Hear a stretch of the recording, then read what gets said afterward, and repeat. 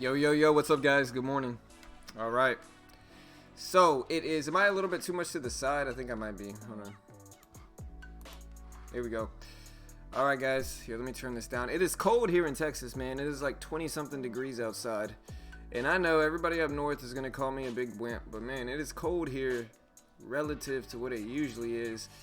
And, yeah, man, it's cold. But the stream must go on.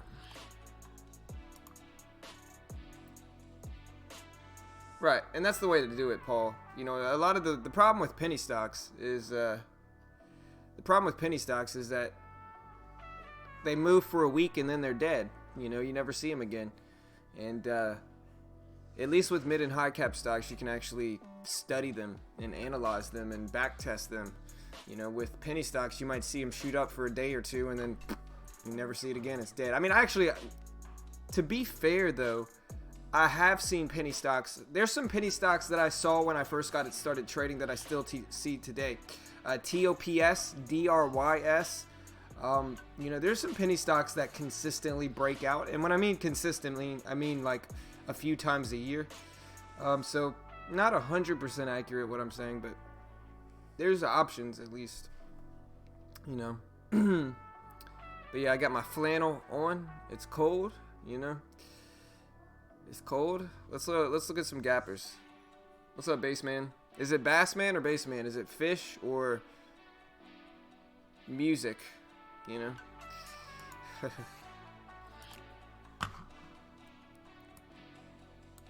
All right.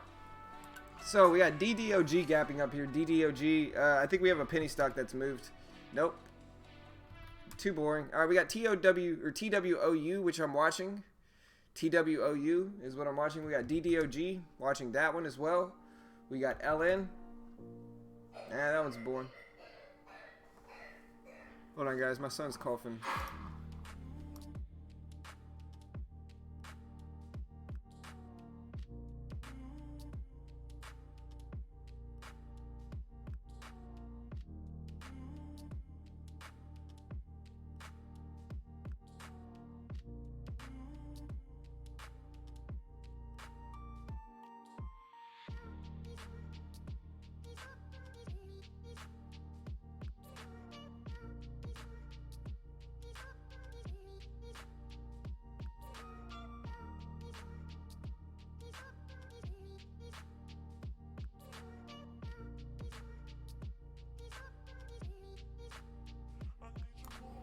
My son almost choked on a vitamin, man.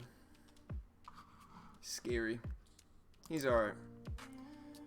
But man, this vitamin's about to have a lawsuit, you know. Alright. As I was saying, we got LK, which is a former runner. I'm watching LK here as well. We got LK looks alright. I mean, none of these really have great volume, if I'm being completely honest with, you know, everything. None of these have incredible volume. We got a few good ones. You know, GOOS. We got LN. No, wait, LN sucks. We got DDOG. We got TWOU. We got YY. And so we got some, you know, okay gap ups. None of them, like I said, are really that good. And yeah, if you see anything specific that I haven't gone over, let me know. The big penny stock that everybody's watching is APDN. This was the one that made the huge runs yesterday. Made huge runs yesterday. And so we'll see if it continues to run, if it dies. I mean, these are the type of parabolic movers that will generally run maybe for a day or two, and then they just crash back down. Never really hold their wins. Rarely hold their wins. Oh, so it's Bassman. Gotcha.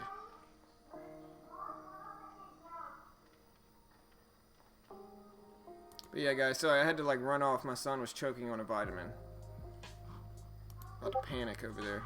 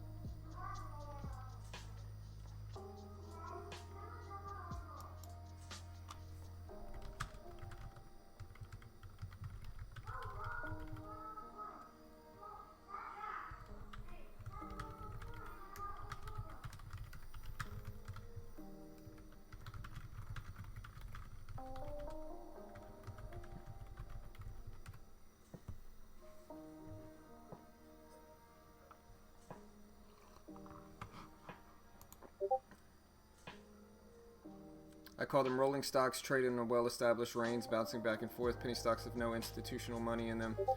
Yeah. Is it time to hit that jazz, bro? Is it time to hit that jazz, man? Y'all gonna bring the Cajun out of me, man. Alright. We can throw some jazz, yeah.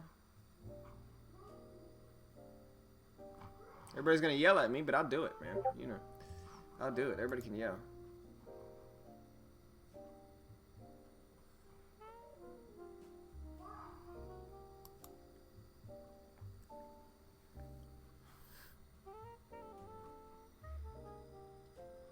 Oh yeah, guys. So I made like almost $200. I think I made like 160 bucks yesterday, like $160. Yeah, man. APDN going crazy, man. But yeah, yesterday I made like 160. Let me see how much I made yesterday. Hold on. I made. It's kind of like Christmas morning, man. When I'm opening up my trader account, I'm pretty close. I'm telling you guys, I'm pretty close to that $1,000 mark. I have the most profit in my Tefs account than I ever have before, I think. And maybe I can break that level today. I'm very, very close. I know, oh, maybe I didn't have a $160 win. I guess I only had a $140 win yesterday. But that's still good. Let's see what my account's at. That's the big deal. Here's the moment of truth. Let's see what my account profit is actually at. That's the big thing.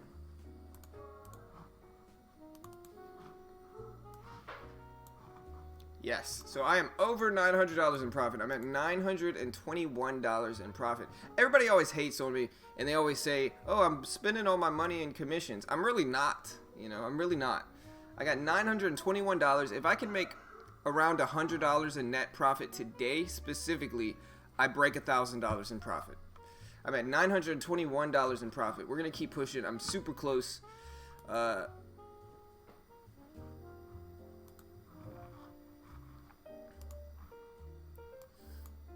Can y'all hear that jazz? Everybody's not yelling at me. I don't think they can hear it.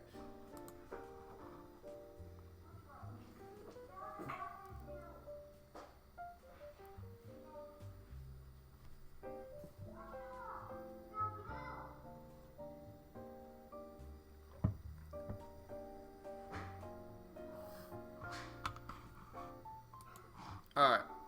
But yeah, guys, it's cold here in Texas, man. It is cold here in Texas.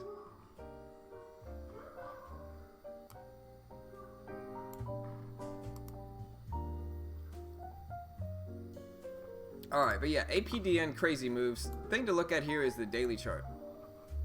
Daily chart looked weak up until today. And we'll start looking up some news up in a minute. There's not really that many gap downs either. Let me see.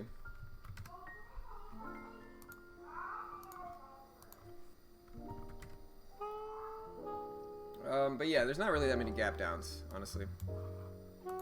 We got a few, but yeah, top of the watch list, this one just popped up, CDLX. See, the problem with the gap ups today is that they're just very low volume and boring. I think a lot of people are waiting. Isn't there like a speech today? What did the overall market do yesterday?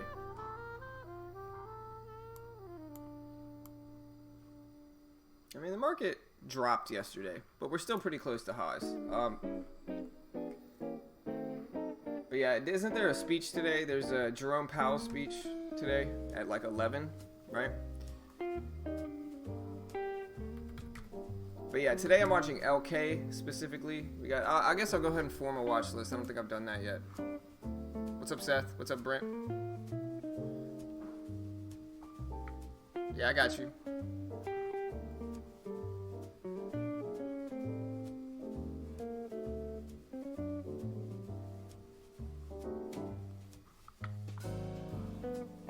Can y'all hear the music?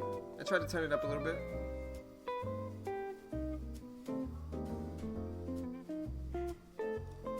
This is some old Spanish jazz. I think it's what this is. I can feel it though, man. It calms me down in the morning, you know.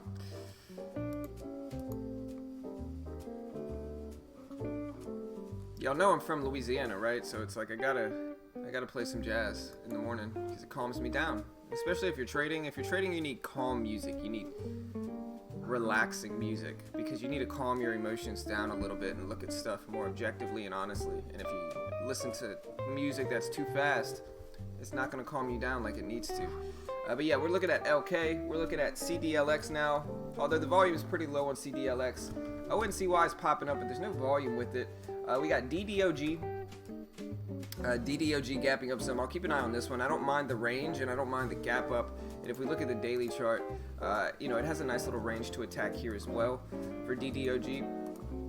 We can also look at LK, like I mentioned, LK. Here, let me go ahead and make this watch list.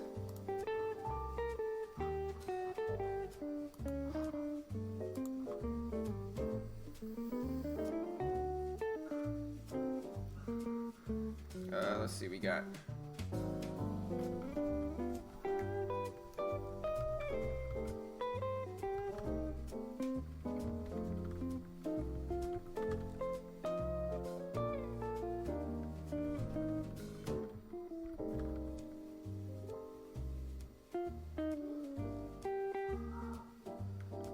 I'm gonna watch AMRN again as well today, and then we got APDN is basically my entire watch list. That's basically it right there.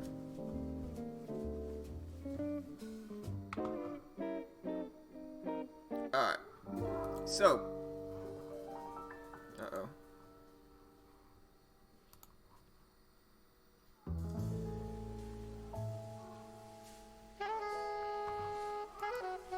Alright.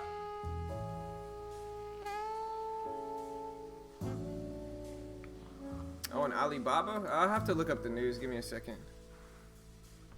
What is this thing down here? Your device needs to restart to install updates. Select a time to restart. Uh-oh. I hate it when my computer does this. It's gonna force a restart. Let me pick it up. Let me pick a restart time.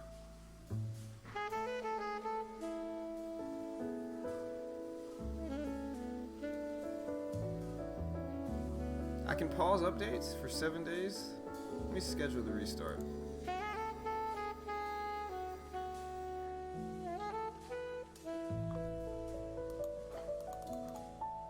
Y'all leaving? Alright, hold on. Alright, we're gonna do tomorrow at 5:09 p.m. Remember me doing this, guys. I picked it at tomorrow at 5:09 p.m. If it restarts early, Windows is not listening to what I have to say, man. I gotta use my computer. It better not force a restart during my stream.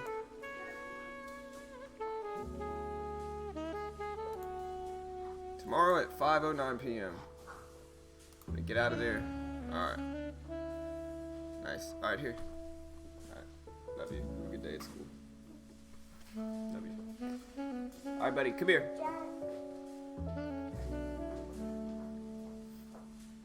Alright, dude. Come here, bud. Hey.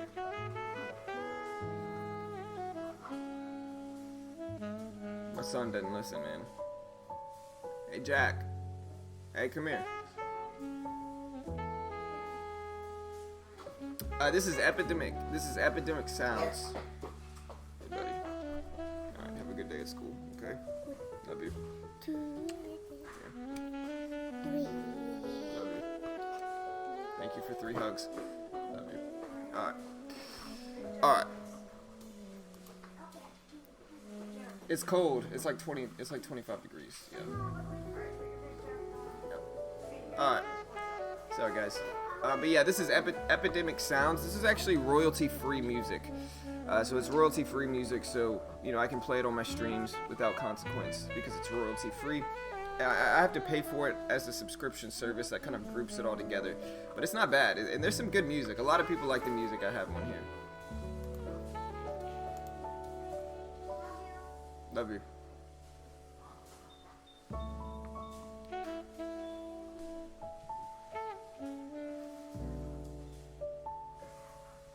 Alright, guys. So yeah, so we're watching LK, we're watching a TWOU, we're watching DDOG, and LK is ripping up right now. It's ripping up to 2090 here. I know everybody's gonna make fun of me for saying, oh, it's cold, but 25 degrees here is cold. You know, it's cold, man. That's cold weather here. You know, listen, it snows when it's like 10 to 15 degrees, and I am in South Texas right now. I am in South Texas. I'm from Baton Rouge, Louisiana, and it snowed one time in my entire childhood. And so it's very rare that it actually gets this cold here. And so for me, it's cold. And listen, my stepdad lives in Sault Ste. Marie, Ontario, Canada. I've been up there. I've experienced the cold up there. Okay? It's cold up there too, don't get me wrong. I've been up there during the winters. But what I'm saying though is that it's cold down here for us now, and we're not used to it. Listen, if it snows down here, schools get shut down, everybody stays home, there's like a million wrecks. Trust me, it's no fun.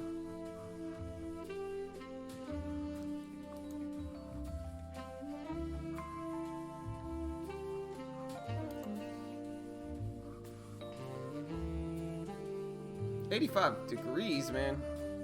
South Florida. I mean, you must be really South Florida, like Miami South." Yeah, we had to let our water run overnight so the pipes didn't freeze over. Look at LK though running here. Look at LK ripping up. Crazy move. I must have traded this one before because you can see I kind of documented these levels. What's interesting though, look how interesting this is though. So I traded LK years ago, or not years, I traded LK months and months ago. Like it's been months since I've looked at LK. And what's interesting, what I find interesting, is that when you look at the stock, it's actually following my support and resistance levels pretty accurately here. Look at this. These are levels I drew months ago, and it's still following them. Look at this. Look at that. It stops right at my level, you know. So these levels, I might just leave these on the chart. I was thinking about removing them, but I might just leave them on the chart. Because look at that, man. You got 3 confirmations at these levels. Look at this. This level specifically here. 1, 2, 3. You know, you got a few confirmation body highs here. You got these lows. So there's still some confirmations in my chart, man.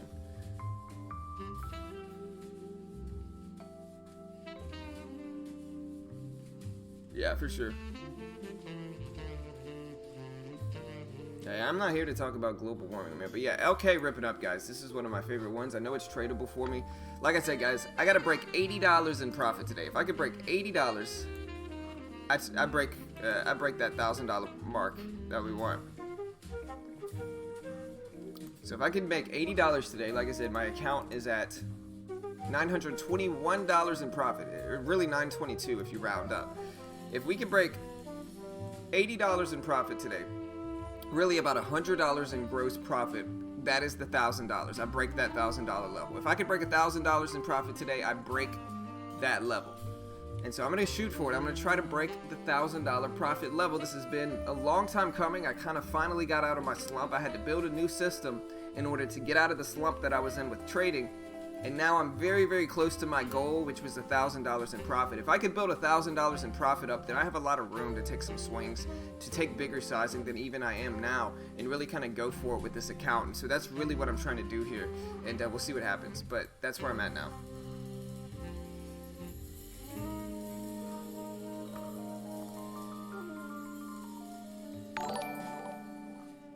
Hey, appreciate the sub, Ahmed. Thanks for the sub, brother. Welcome to the team, man.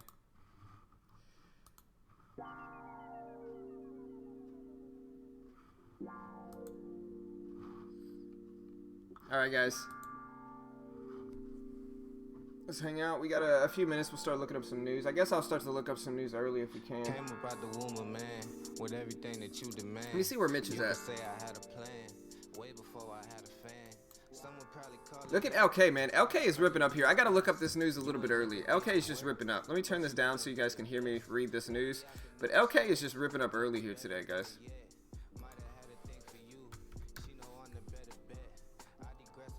So this is Luckin Coffee. I vaguely remember this. Alright, so I guess they put out a release that said that they're going to significantly invest in branding from the second quarter of 2019 to the second quarter of 2020, and that was said by a sales and marketing. And they also said sales and marketing fees will be relatively high during this period, but will return to normal in the third quarter of 2020.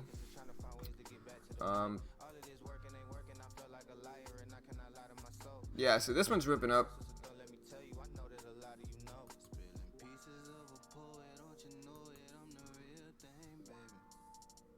Alright, and so LK booked a non-GAAP third quarter net loss of RMB $2.08 or 2.08, which is 30 cents per American depository share. That narrowed from 3.52 a year ago and stood lower than the average loss forecast of 2.65, which was 38 cents a share per ADS from analysts polled by Capital IQ. So better than expected results, narrower than expected loss.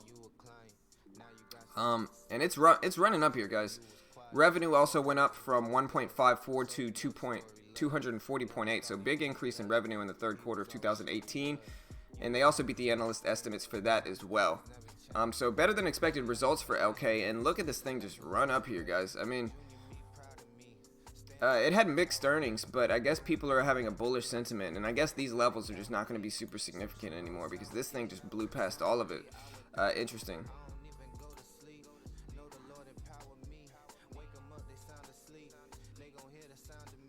All right, Seth. Later, brother. Yeah, man. Earnings. Mixed earnings. I mean, it wasn't all positive. You know, they still had a net loss, but we'll see what we get.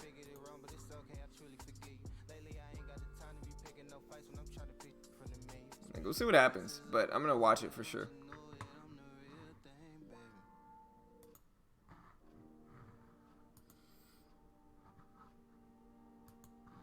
What's up, Joe? What's up, man?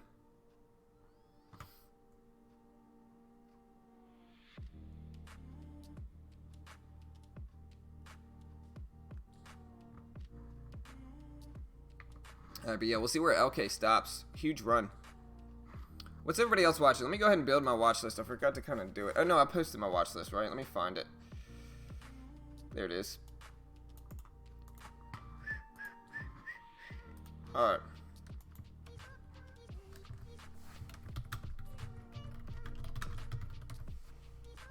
Let me post this too.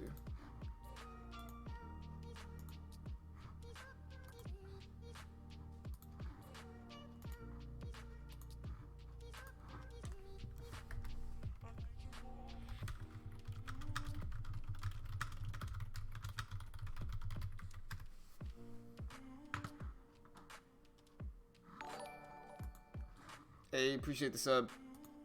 Hey, welcome to the team, Marty. Welcome to the team, bro. Appreciate it. We're getting a pullback in LK. We'll see what we get with that one. So everybody, I just want to confirm, I'm not 100% sure about this, but the Jerome Powell meeting is at 11 o'clock market time, correct? I think that's right. I think it's at 11 o'clock market time. I'm not 100% sure. But yeah, there goes DDOG. Like I said, I think it's at 11 o'clock market time. Not 100% sure here. We also got AMD and some of these other mid-cap stocks that I watched on average. And this one's actually really close to the previous closing price, which is a huge level that I watch. Previous closing price, 36.70 right there. So that doesn't look bad. We also got CLVS. You know, this is the runner that everybody's been watching the last few days. I didn't really like how it moved yesterday, although it did have a few VWAP bounces originally at the open. And one that I've actually been attacking a lot is Roku. I've been attacking Roku a lot. Francis, one of our OG members, has been trading this bounce every morning. You know, this bounce, these two bounces every morning. He's been just nailing these two bounces. And so I don't think they're always going to work, but these two type of bounces right here with Roku, you know, you go long on these bounces, on these little pullbacks to the VWAP, and they can be profitable for sure. I'm not going to say it's going to do it today because, it's done it for the last few days in a row, I think. And so, yeah, there's another one right here. And so I would just be careful, but that's something I'm going to be watching as well with Roku. Like I said, APDN, it's starting to give up more and more of its gains. This one had huge runs yesterday, and I guess we could start looking up news now. So it is at 11, right? Yeah, I'm still not sure if it's at 11 or what time it is.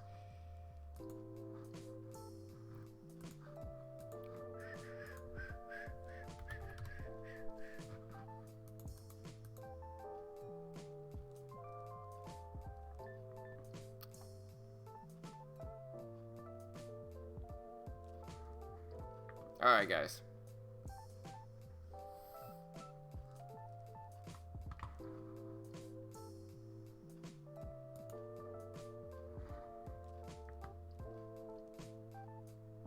thought it was 2 o'clock? Or you thought it was 1 o'clock? Let me look. I'll look it up. It's something like that.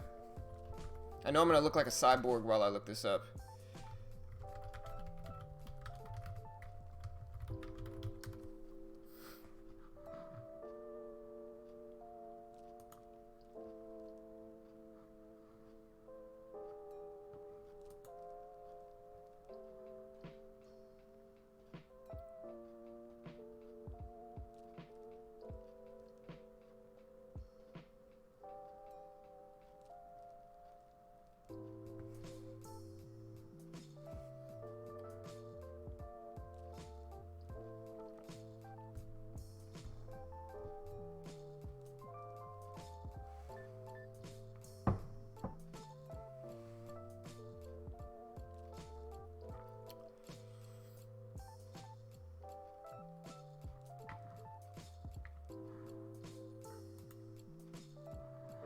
I'm not seeing what time the meeting is, guys. I'm still kind of watching.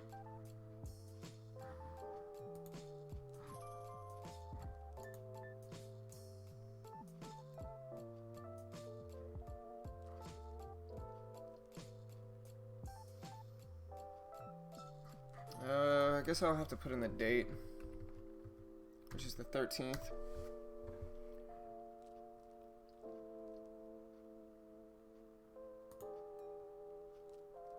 He's set to testify on economy November 13th. The hearing will be at 11 a.m. 1600 GMT. Let's see what time that is.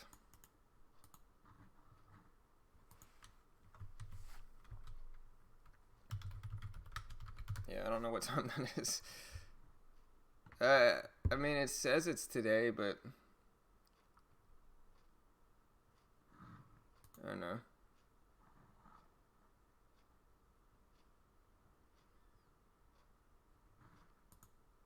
$11 a.m. 1600 GT.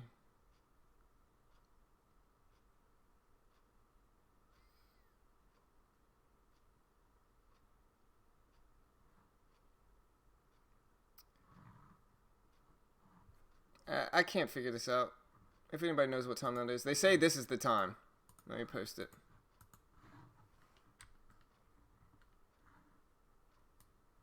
What's up, Francis? Yeah, they say that's the time the meeting is, but we'll see. Alright, guys. So yeah, let's start looking up some news. So first things first, let's go ahead and look at we looked at LK already, but we can look at DDOG. DDOG's rip it up here. We can look up the catalyst for this now. Let me find it. DDOG.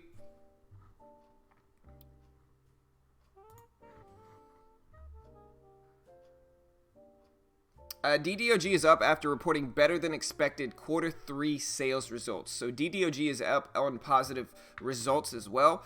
Third quarter sales results that were better than expected for DDOG. We'll see what happens with that one. We also have a few other ones here. Let me look at this list. VLRX is up after the company reported better than expected third quarter EPS and sales results. We got CDLX, which is another one I talked about, CDLX here. This one is up after the company reported better than expected third quarter EPS and sales results as well. And they also issued fiscal year 2019 sales guidance that was above the analyst estimates. We also have ISR here, or LSR, I'm not sure which one it is. It's probably ISR, I guess. ISR is gapping up. If you like penny stocks, this stock is under $1. It's gapping up from 34 cents to 43 cents, and it's up after they reported better than expected third quarter sales results as well. We also have SLS here. SLS gapping up. Not a huge gap up or anything like that, but we are gapping up with SLS. Not seeing exactly why that's happening, but we have TWOU. TWOU, which is definitely on my watch list today, and this one is up after they reported better than expected third quarter EPS and sales results, and they also issued fiscal year 2019 sales guidance that was above the analyst estimates for TWOU, and so we'll see what happens with that one as well. Yeah, like I said, we got LK, which is up on mixed earnings, but just ripping up here. Let's see if it pulls back some, but LK Just huge moves, testing the highs again for LK, and so this is probably my main watch at this point. But yeah, it's up after reporting quarterly earnings that were upbeat. So upbeat quarterly earnings for LK. Really, it was mixed results, but we'll see what we get with that as well. And yeah, I mean, I think we can keep an eye on PCG. Not really any catalyst for it, but I'm going to keep an eye on it. See what happens with PCG. We are moving up a little bit in pre-market for PCG. And yeah, we also have HUYA here, which is also gapping up nicely. This one's on my watch list too. This one's strong third quarter results for HUYA. Strong third quarter results. We got NBRV here. We'll see what happens with that. We got VIPS. We got that one moving down. Look at this one. VIPS is interesting. I might keep this one on my watch list too. And this was up after reporting third quarter results that were probably mixed, I'm assuming. Maybe down. Third quarter results for VIPS. If anybody knows why, let me know. Now for gap downs, moving on to gap downs, we have XELA. And this news is all brought to you by Thinkorswim. I'm using them. XELA gapping down, and they're down after they reported worse than expected third quarter EPS and sales results, and they also issued fiscal year 2019 guidance that was below the analyst estimates for XELA here. We also have the one everybody's watching, which is APDN. And this one everybody's watching. It had a huge percentage run up, definitely a parabolic mover. Really it got up to 500%, a 500% gain at the end of yesterday. You can see here it got up to $20 from about $4.20. So not quite 500, probably about $4.50, but over 400% win on over a 400% gain on APDN yesterday, and now it gave up about 50% from its $20 high. So it dropped from 20 down to about 10, maybe a little bit over 10 now. And so huge swings for APDN. This one is up after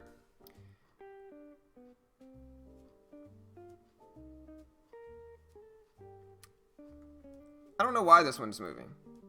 Let's look. It has to have some type of catalyst, or this thing would never hold.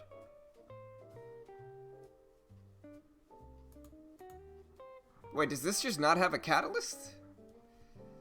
Oh, so it actually does. So Applied DNA stock surges on DNA leather tagging news, and they had an offering that was expected for today.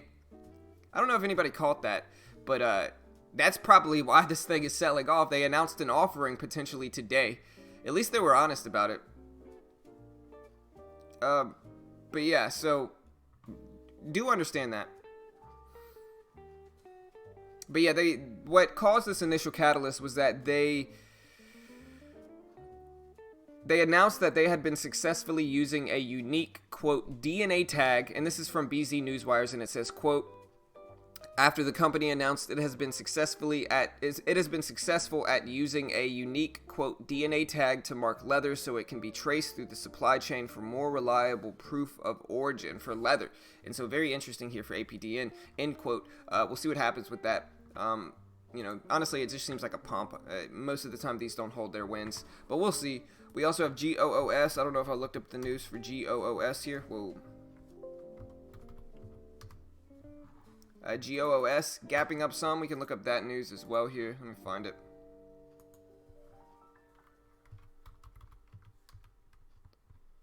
So this was second quarter revenue. That was positive. So positive second quarter revenue and results ultimately for GOOS. So we'll see what happens with that one as well. And yeah, we can look at the overall market news here too. And like I said, the SPY is down slightly. Still around the highs, but it's down. Let's look at the catalyst we have for the SPY. Now, so this is from MT Newswires, and it says, quote, U.S. stock futures were in negative territory ahead of the open after U.S. President Donald Trump once again threatened to impose higher tariffs on Chinese goods if no agreement is reached. And then he said, quote, if we don't make a deal, we're going to substantially raise those tariffs, end quote. And then Bloomberg News quoted Trump as telling the audience in a Tuesday speech at the Economic Club of New York. Meanwhile, and again, this is still quoting MT Newswires. Meanwhile, Wall Street was looking ahead to U.S. Federal Reserve Jerome Powell's congressional testimony. Okay, here it is, which will start at 11 a.m. Eastern Standard Time. So that's an hour and a half after the bell. So an hour and a half after the bell. Really, this is at 10 a.m. my time, but 11 a.m. Eastern Standard Time is when the Jerome Powell meeting will start. I'm going to try to be out of anything I'm holding at that time because I'm not trying to gamble. I'm not trying to flip a coin with my trading. And I suggest everybody be very careful and be careful with your long-term holdings during this meeting. And so, yeah, that's what we got today.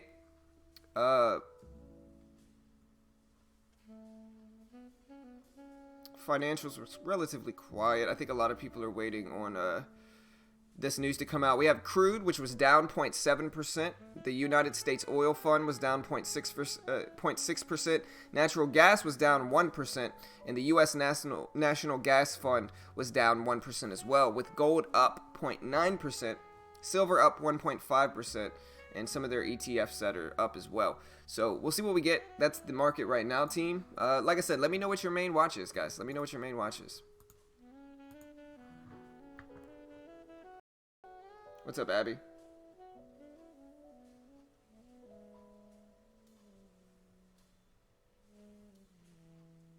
The watch list.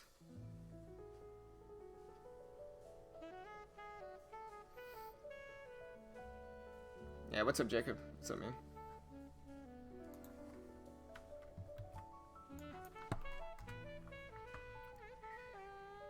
How's the music level, guys? How's the music level? Here, let me find my watch list. Yeah, nice, man. I mean, it's a sim account, bro, but it's still a good game, man. And you're learning, man. So just build that system, brother. You got it.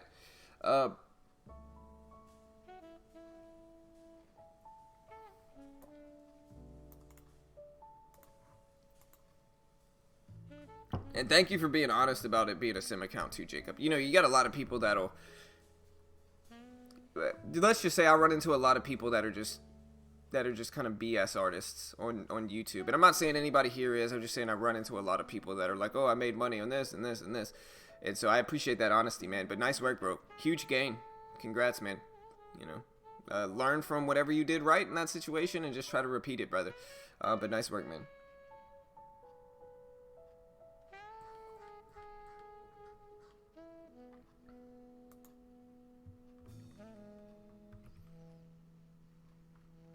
There's my watch list. Whoever was asking for it. NSYS is a runner. Dave the Medic. Hey, you're not the old school Dave that's been here for like years, are you? I know we had an old school one. He used to help me answering medical questions for my son. But yeah, NSYS ripping up. Appreciate whoever appreciate that, Dave. Thanks, bro. Here. But yeah, look at NSYS here. Ripping up huge.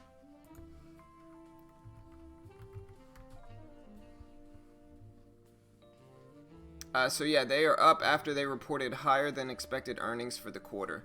They also reported third quarter earnings of $413 or 16 cents a share compared to the $364,000 or 14 cents a share in the same period last year. Hey, what's up, Dave? Hope you're doing well, bro. Hope you're doing well, brother.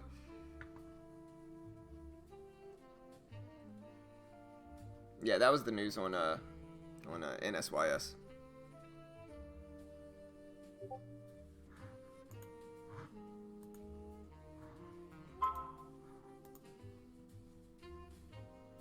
Alright, let's get Mitch in here. Mitch has got a new charting software today.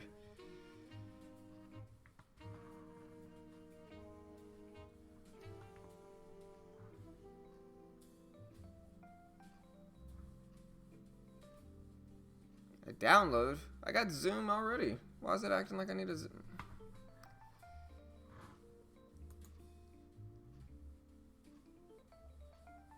Yeah, hold on, guys.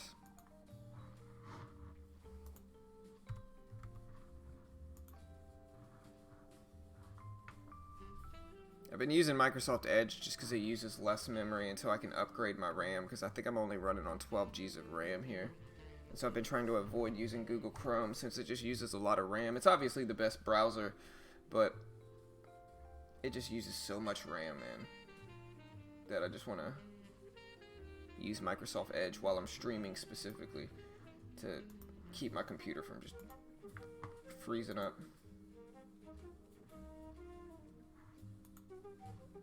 There we go.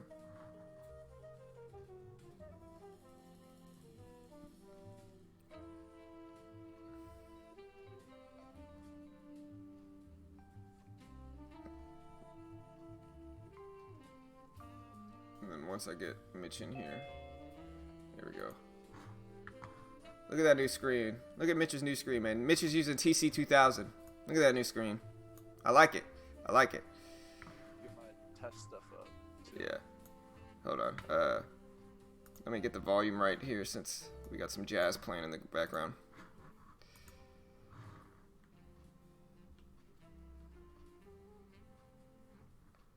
Yeah, man, that's what I'm saying, man. If you're the Dave that's been here for years, bro. I mean, the channel hasn't been around for 5 years.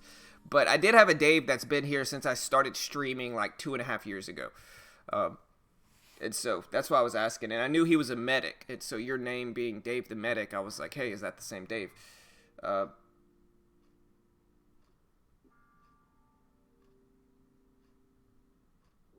appreciate it. Appreciate it, man. For the sub, Z.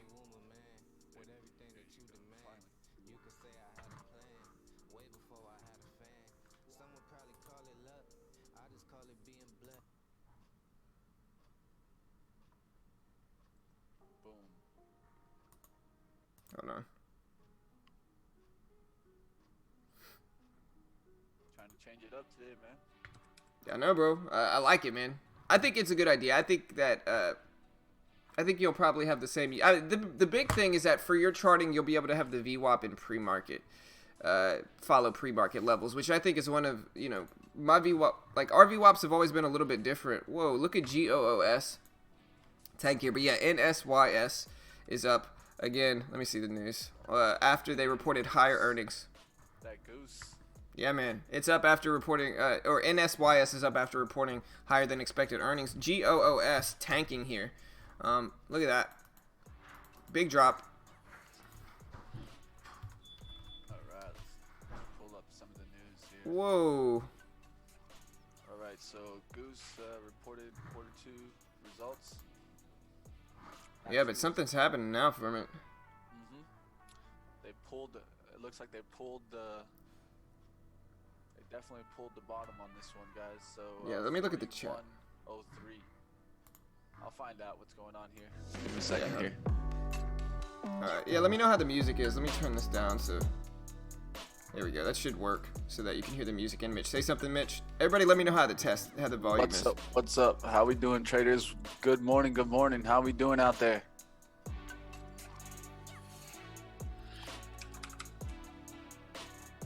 All right. Let me see if I can find something here.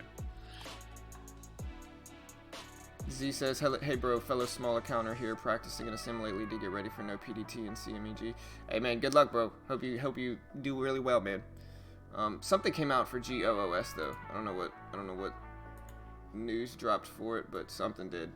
Well, they had their conference call. Their conference call is in progress right now. Okay, that's what it is. Okay, so yeah, traders that are trading the conference call. Gotcha.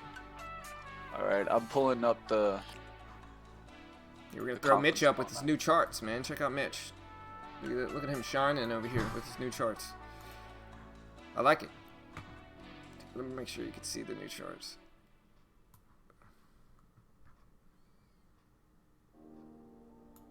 There you go. All right, got you up. Yeah, what's up, guys? You guys are checking out here TC2000. No, I really like TC2000 just because it gives me an ability to have, I think, really pretty charts. This is a paid service, so it's not, like Thinkorswim where we're not going to be getting that free data and stuff like that. You have to pay for certain things, but I think it's an advantage here that I want to use for a little while. One that I'm comfortable with. I used to use this very often. And what I like is that it has an ability to give you a good amount of charts on one screen. Here I'm having 3 charts. I have can trade a 1 minute, 5 minute chart here on my main chart, and then I'm gonna keep a 15 minute and an hourly chart up. Yep, I like it, man. And the big thing, like I said, big thing I think for you in these new charts is that you get the VWAP to follow pre-market levels, because a lot of the time it wouldn't be a big difference, but if the stock really moved in pre-market, our VWAPs would be way different. And so that's what I think. I think the big thing. A big one to watch today is LK. This is one that looking really strong. I'm looking to see if $21 is going to hold on this one. I think that's going to be a big price point for this, and I'm going to look for it out the open here to pull back towards 21. Yep. And then TLRY also with earnings.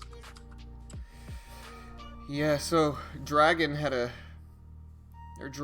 good question. He said, man, I am stuck in MAT. Don't know what to do with this one, whether to take a loss or holding since 1260. To be honest, man, I don't tell people what to do with stocks just because I don't want to tell them the wrong answer, and I'm not a swing trader. I'm not a long-term investor, and so I day trade. Lately, my system has revolved around holding stocks for 5 minutes or less, and so what to do long-term with MAT, I couldn't really tell you. Best thing I would do is look at the daily chart, and I would try to be as objective as you can. Sometimes you just got to take an L in the market, man. But like I said, I really don't know, and not an investment professional, not liable.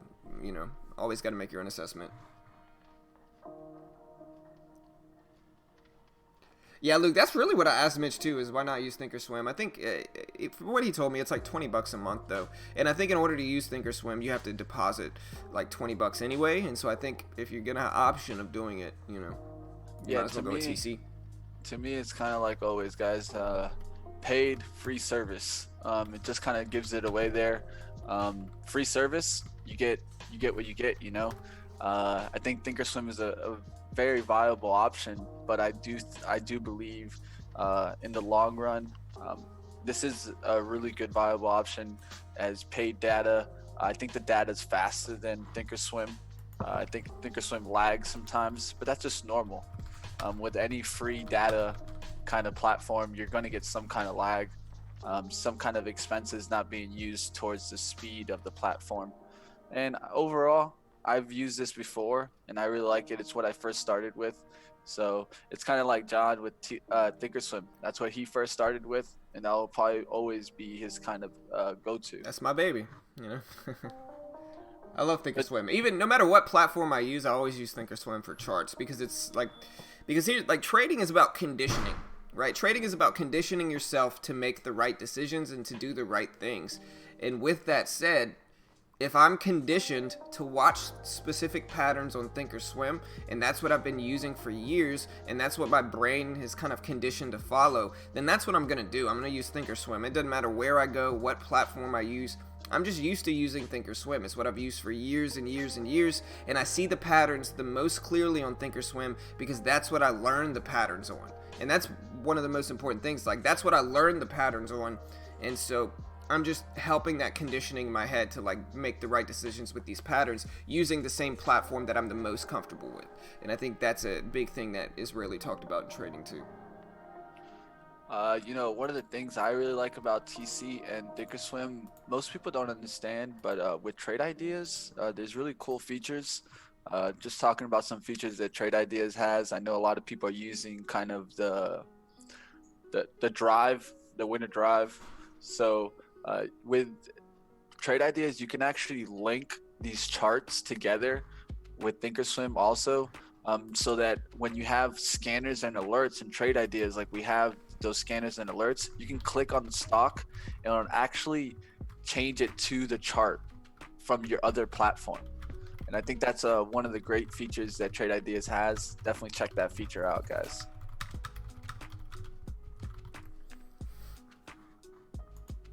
Yeah, and the good thing about TC is that you can hook TC up to all your other platforms too. I don't know if they do it with TEFs, but if you have like a conventional platform, I know you can hook TC up to it. Yeah, I think that's one of the best features that you guys just don't see it used, but definitely one of the best features that you guys can go ahead and use, especially you momentum traders. I used to use it especially for momentum when you're getting kind of that high day breakout.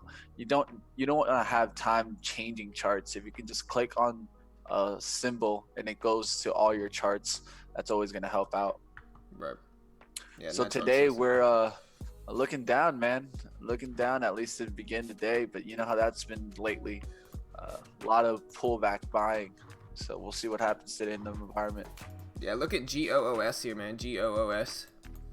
Yeah, this one's really weird because I was trying to listen to the earnings call, but to tell you the truth, the guy was talking about bigger stocks, and it just sounded like I needed to listen to the whole thing. So I said, yeah, let me close this. There's an earnings call that's driving this right now, and what I'm thinking is that they're releasing either a lower guidance or kind of the risk measurements, because the earnings were good. The earnings were good, but then this just flipped down. And so we're going to go ahead and see what happens here. It keeps breaking down. So a big price point is going to be this 38.87. If it starts holding below that, that's where we gapped up from. So we just made that gap all the way down, and we're down at the support now. Yeah, we broke under that previous day's close, and so that's the biggest level I think right now with this one is this previous day's close right here at 39.03 right here. I think that's the biggest level right now. And so yeah, if we bounce up there, but yeah, this thing essentially just went from green to red, and I think that's a move everybody's watching. And if we keep falling here for GOOS, like we have these big support levels here, and so if we keep breaking under these, I mean, it's going to be very hard for this thing to come back up, and I think that's something that people should pay attention to as well. Look, there it is, still breaking down here. This must be, like Mitch said, I think they have a conference call going on right now, and I think that's going to be affecting this too. But yeah, there goes the drop for GOOS. What's up, Felix? What's up, man? Yeah, I'll let you know as soon as I get an update. Okay. Let's see, CISQ. Somebody mentioning CISQ. Yeah, we can look up this one. I think I missed this one this morning too. Let me look at CSIQ. And we got a lot of movers, but none of them are super high volume except for, like, you know, LK and GOOS.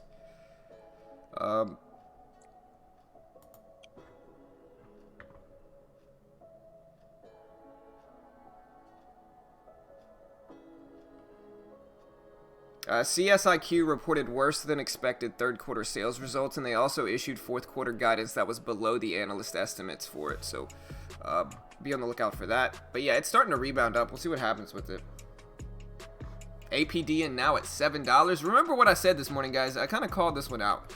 And, you know, I'm not going to try to act like I called it out exactly, but I said most of the time these type of stocks are not going to hold their gains. They're just not. You know, especially a stock like this. Like, listen, of course, traders get hyped up. They buy the hype, and that's fine. And I think you can make a lot of money with these, obviously. But on day 2 or day 3, while sometimes they will rip up, sometimes these stocks will rip up and go crazy on days 2 or 3 and kind of really go parabolic up to like 50 plus. It's extremely rare. And I'd say a majority of the time, these things just end up coming right back down. Like, look, this thing is right back down to where it started right now. Like, this is what you call a pump and dump. I know it had a real catalyst that was out. I know it had a positive catalyst, but this is what you call a pump and dump, you know. And yeah, so they probably put that news out, or maybe this was the offering, actually. This might be the offering. I know they said that they were thinking about doing an offering today. Let's see what we can find. But yeah, this thing has just dropped 400%, you know. 400% drop, man. Crazy. All right, but yeah, this is the offering. So they announced a pricing of the upsized offering of $12 million. So yeah, this is the offering, like I said, and I kind of knew it. The filing shows registration for 2.3 million share common stock offering, $2 million pre-funded warrants, and 2.3 common share warrants to purchase common shares. And I tried to warn everybody that they were going to do an offering this morning. If you roll back the stream, you'll hear me say they're expected to do an offering today. And so, you know, good luck for anybody that's trading this one. You know, I hope nobody got stuck in this. And yeah, we'll see what happens. One that keeps running up, guys. What's up, Casey? What's up, bro? One that keeps running, guys, and most people aren't paying attention to is KPTI. This stock is still running, guys. Most people are not paying attention to it, but It's definitely up there on the daily chart now. Yeah, it's just, I mean, for me, it's just sideways most of the day, man. It just crosses over onto the VWAP, choppy, relatively low volume. It's moving up, you know, it wouldn't be a bad investment, you know, but for like day trading. This is one of those that the algos have Yeah. kind of positions in. That's really what it is. It's Right. just algorithmic volume, so it gives you a range, Yeah, and it gives you a full range move. right. I think this Yeah, I is can one see that that. you have to wait for the volume to come back in daily chart. Wait for the GE? wait for the volume to spike again on this one. But I do think this one has a resistance up there at 1727. So Yeah, looking at GE here too. GE's down a little bit. GE has such a narrow range too, though. But yeah, APDN just whipping down here after this offering. It's down to 460s now. Looking rough. TOPS, you know, earlier this morning, Mitch, I was talking about penny stocks that are just infamous to me in my head. And some of them are TOPS, DRYS, the Plag, PLAG, you know. TOPS is top shipping. It's a shipping stock. I also remember SHIP, DRYS, all shipping stocks. DRYS died, man. we can talk about one here. One of the industries I want to cover right now. Let's talk a little bit about cannabis. All right, so TLRY, guys. TLRY, quarter 3 results coming in. It's kind of moving up higher on beat, but this is where I'm not happy, guys. So a big part of cannabis is going to be what we call price per gram.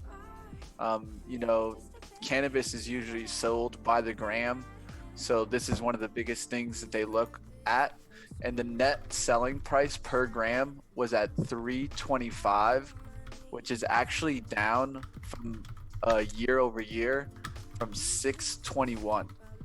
So when you think about that, that's a huge decrease in the price per gram. So what does that show you guys? That shows you that it's a ratio that has decreased. The competition is in. The competition is in the actual cannabis now, and that's what's going on here, is that with competition you're gonna get lower prices.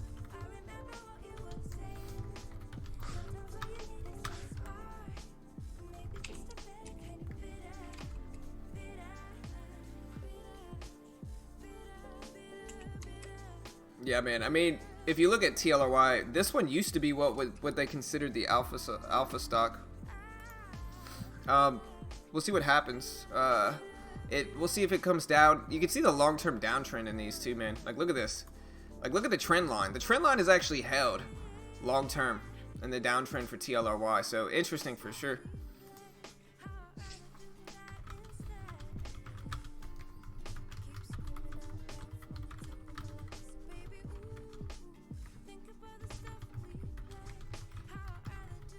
Let's see. What's up, Casey? How you been, man? Sorry, bro. Let me catch back up. We got Casey, OG, in the chat, man. We got a lot of OG members. We got Dave the Medic.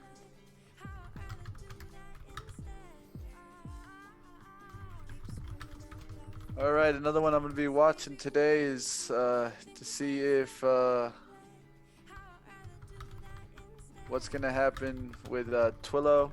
I'll watch Twillo a little bit. I feel like this one's going to get bought back up.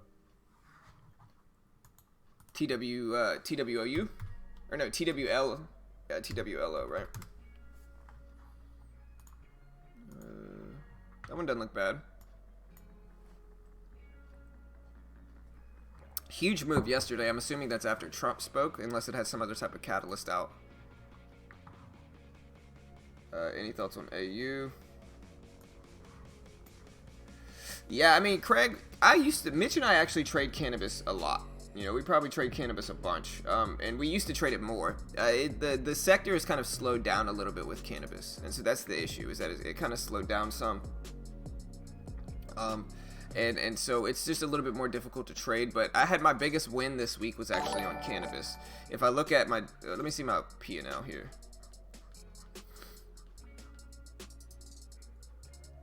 Like, watch. I'll just do it this way. I'm gonna file, historical data, trades. We're gonna go to this week and go to the 11th. So this is just gonna be yesterday and today's, or the day before yesterday's trades so far. I'm just gonna name these so far. So you saw me name these so far. If we go to trader view here, it actually might not let me. Let me see. Alright guys, we got 3 minutes though. Let me get this ready. But yeah, I think my biggest win was actually on cannabis today.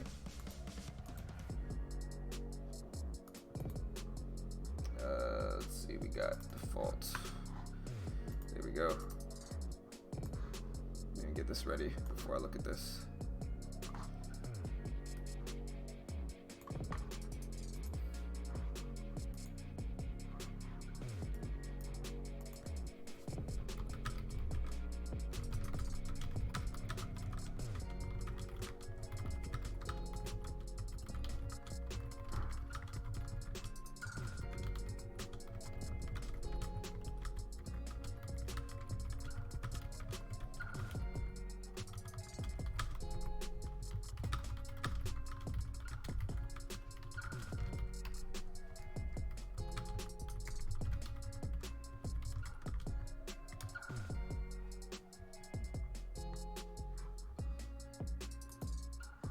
So yeah, here we go. So opening bells in 2 minutes. Let me log into trader view here. Like I said, I'm using Edge instead. There we go.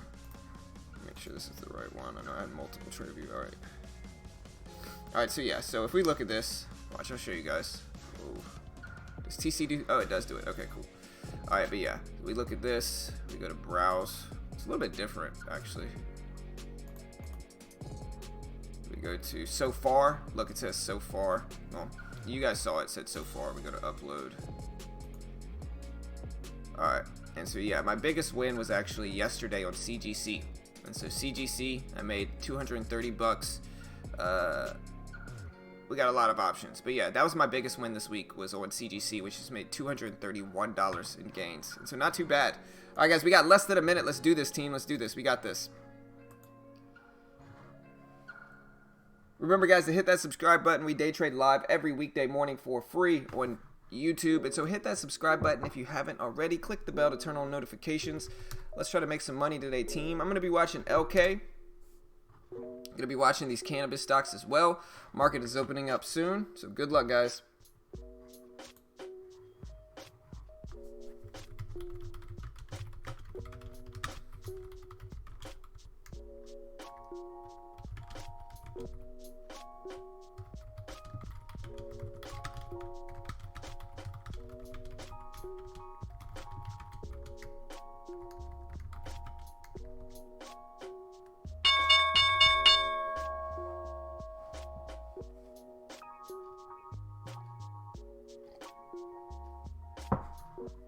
All right, there's the bell. We got LK running up here.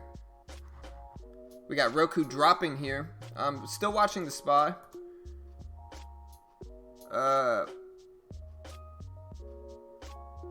We got CRON down. We got LK dropping. So, what are you guys watching, team? Like I said, I'm watching LK mostly. Mostly LK here. I have an old account with Schwab. I'm watching LK and AMRN. Those are my two main watches.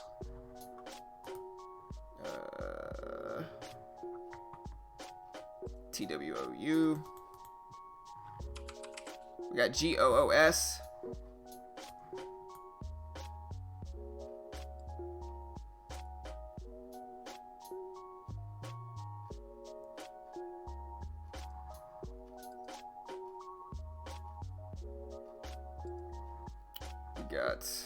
Look at GOOS, man. GOOS is ripping all the way back up. It broke over all those resistance levels, and it's actually back up above the previous day's closing price for GOOS. Right, looking to see if AMRN can come back here.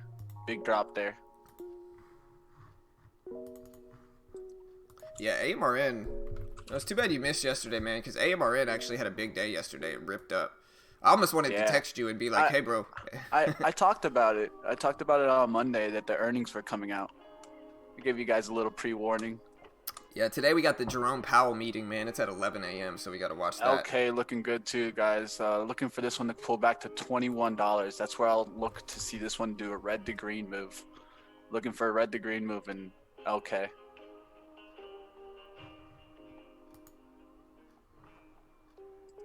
All right, some stocks already pulling red to greens. AMD, AMAT, CGC, ATVI is a good red to green there. NSYS, that big penny stock, is actually popping up on my scanners. TLRY getting good spike there, guys. I Big doubt spike it's there. tradable. Yeah, it's not tradable. But NSYS, if you guys like penny stocks, that one's ripping. Huya, HUYA, is washing down some. I'll keep an eye on that. The SPY Alright. just dropped. First 2 minutes, SPY is down.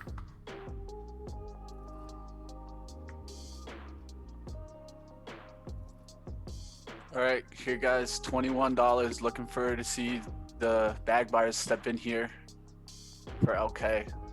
This is where it needs to hold. If not, the next level down is the 2050. Yeah, man, that one's getting hammered. I mean, it had an unrealistic run up, I think. I think that it had mixed results, and so they weren't, like, great by any means. They weren't bad either. But I think that hype up, that run up is just a little bit extended for LK. But we'll see. Maybe it'll rip up. Who knows?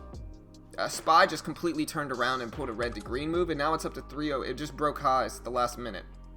And now it's up to 3.08, roughly. We'll see if it holds up there now. All right, looking for AMRN to come back, and also watching MU right now at VWAP, but that one's a little too tight range for me.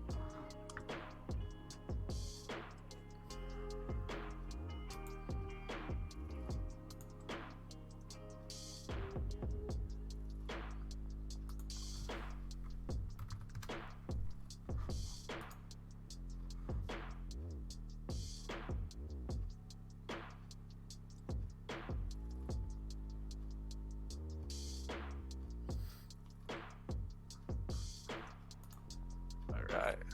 My AMRN computer's making definitely rocket getting knocked noises. down there. My computer's making rocket noises, guys. Let's hope it doesn't freeze on me like it did last time. I'm not using Chrome anymore, man. You know, I'm using Edge because Chrome just takes up too much memory for streams. Yeah, did you notice that?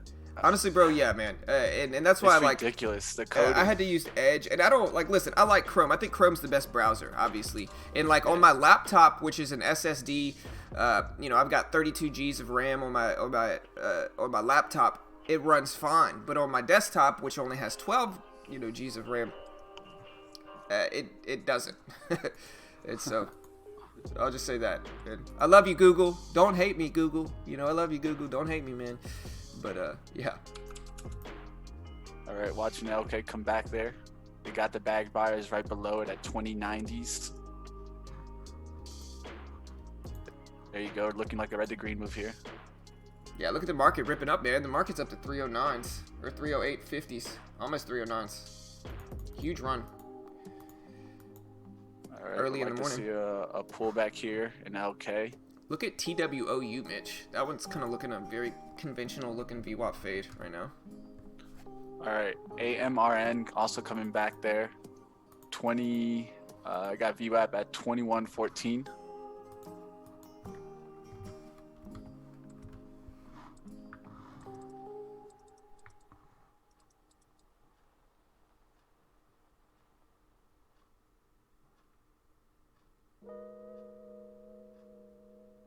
All right, guys, so we got a triple bottom here. I want LK to make its way down a little bit towards 21, hold there, and then if it comes back towards VWAP, we'll go ahead and we can buy it up there.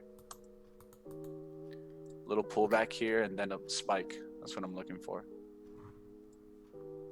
I'm looking at TWOU, HUYA. Roku's a little choppy here, unfortunately, but GOOS got pushed all the way back below to those lows. We'll see if it bounces there.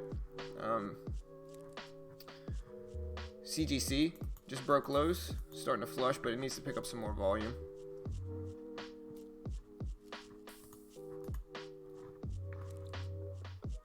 AMD pushing up a little bit there.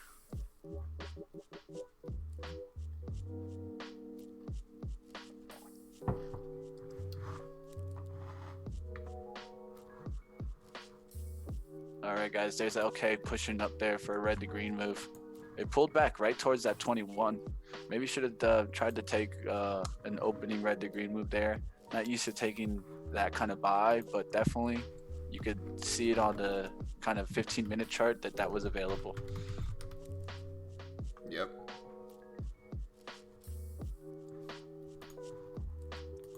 All right, guys, we're hitting resistance here on LK. Gonna look for it to get some volume and pull back here. It's already up there to 2160s now.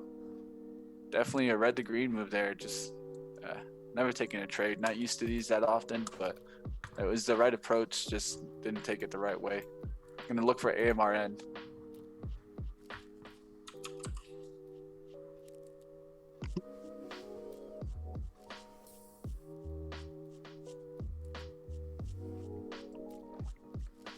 I'm looking at HUYA here. I like the obvious risk level, and I like the range of it. TWOU is one I'm still watching as well, but the SPY's still ripping up here, and we're going to give it a little bit of a chance to see what the SPY does before I really start wanting to attack some shorts.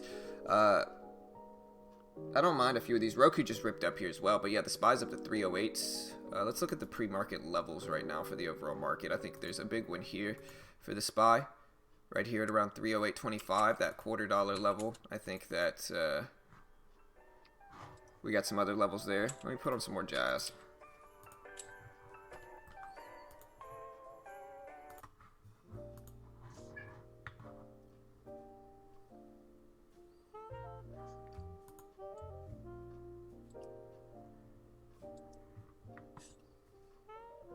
Looking at CGC2, I might take a little position in CGC at first thing in the morning. It's still very early for me to trade, generally.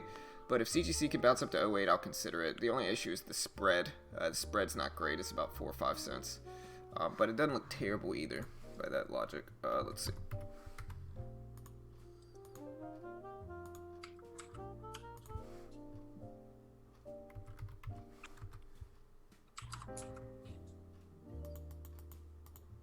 Maybe it's not going to give it to us. Oh well.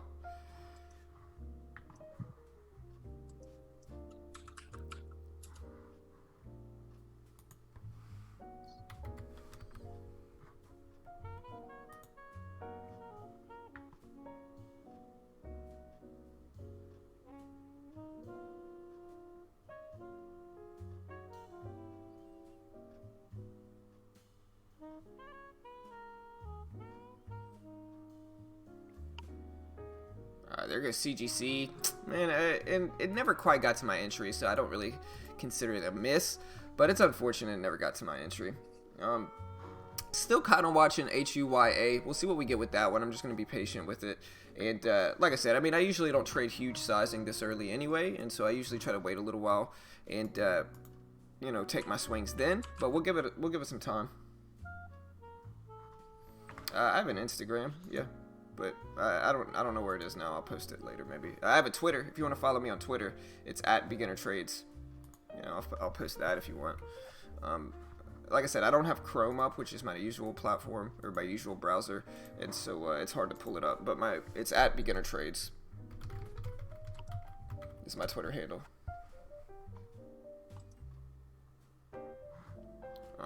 Nice little VWAP bounce there for NSYS. I can't trade it, but nice little bounce there. CGC is getting closer to that entry level that I wanted prior to this. I could probably use an extremely tight risk with CGC of about 4 cents. If it can get up there and give me a good entry. The spread's about 4 cents too, so I gotta be, you know, realistic about that as well. But there goes Roku spiking up. We just need the spread to even out a little bit. Let me look at the other cannabis stocks. Maybe some of them are going to be more favorable than CGC right now. Like Cron. I like Cron way better, actually. But all right. We'll be looking to see if I can get Save back up. That's an airline, Spirit Airlines. This doesn't look good right now. As long as it can bounce back here, there's 37.40s. I'll try to get in there.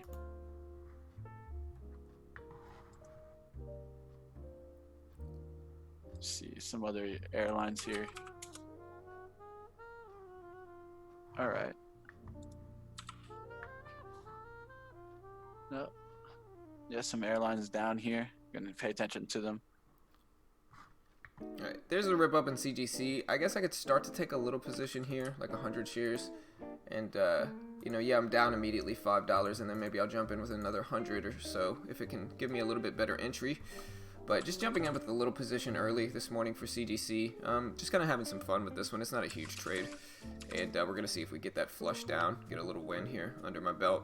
Ideally, we'd like to see the bid get a little bit higher here. Higher than 01. And so we'll give it one more second, but might not. All right, we'll look for EMPH to come back towards 19. Can short that one. CGC looking interesting now. It's for a VWAP reject at this 819.10 level. Yeah, I'm in with 300 shares of it. It doesn't look too bad. Problem is that the spread is just kind of rough. I mean, my risk is very tight here, but the problem is the spread's a little rough, unfortunately. I would agree with that. All right, LK guys, not wanting to break out there. Looks like it's gonna break down here. There you go. We got to move towards the 1290s, 2090s. Looks like I'm about to get squeezed out of CGC. $30 loss, but I'm just gonna get out here. I don't feel like messing with it. It's just too tight of a spread, unfortunately. But small loss to get started. I should have probably heeded my warning with the spread overall. I kind of saw the spread before I got into it, and I still decided to take it, which probably was just a bad decision on my end. But it's okay. Like I said, $30 loss. Yesterday I made like 100 and something, 140 bucks yesterday, and so losing $30, you know, not the end of the world, and we'll have lots of time to earn it back. All right, guys, looking for LK here to kind of do a VWAP reject. I would like to see it hold slightly above. I'm going to try to get in slightly above VWAP here, but it just broke down underneath VWAP, coming back to it. Honestly, I really like it right here, actually, for LK. CGC squeezed up, which actually gives me some confidence because I got out at the right time. But for a fake out fade here on LK, it really doesn't look bad. Yeah, I have an order out there for 2140s. Going to be risking off that last high, which was 2156.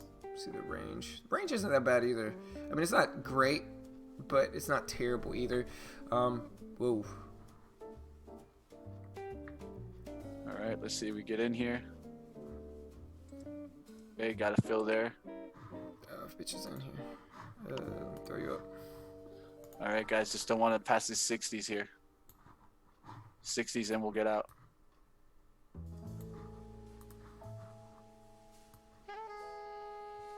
There we go.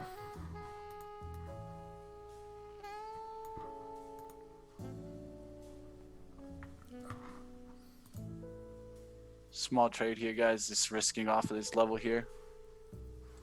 So we want to start seeing this trend line hold, really. So it needs to close below this here. Push back up can be scary and it can get squeezed, and that's a red to green move.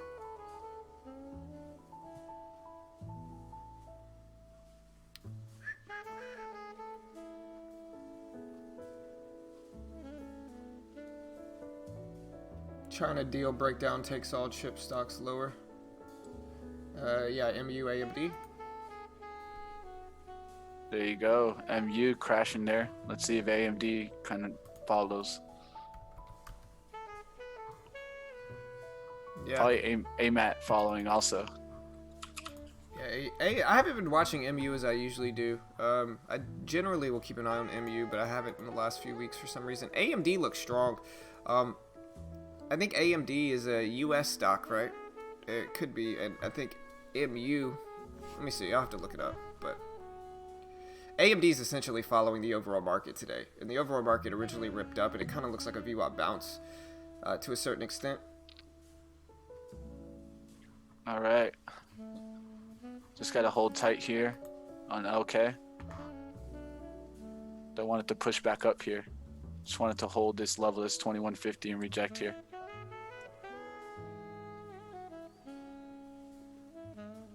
What, Jorge? What, man? If you ask for a payout, you can't trade on the account. You got another one? No, you can keep trading on it. I'm pretty sure you can. Best thing to reach Yeah, out to them. the only thing that can happen is you lose your profits Right, that you were I mean, trying to take out. Yeah, if I was trading it, I would wait until I built up a substantial profit. I mean, I know you can withdraw once per month, but I think that the wiser thing to do is keep your max loss. Squeeze there. Okay. Red to green move. Squeeze me out right there. Yeah, small loss, brother. But yeah, I think you could withdraw once per month. But I think I'm pretty sure you keep the same account. I'm looking at HUYA here. Let me pull mine back up.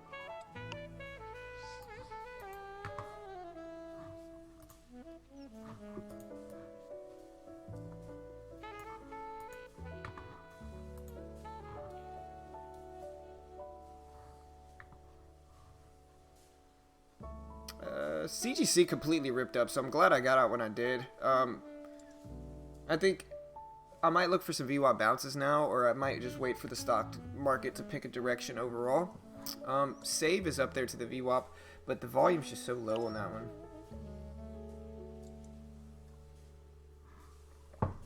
LK is sideways today too, so I'm gonna wait for some of these to pick some directions now that I got faked out of one. I might wait for HUYA.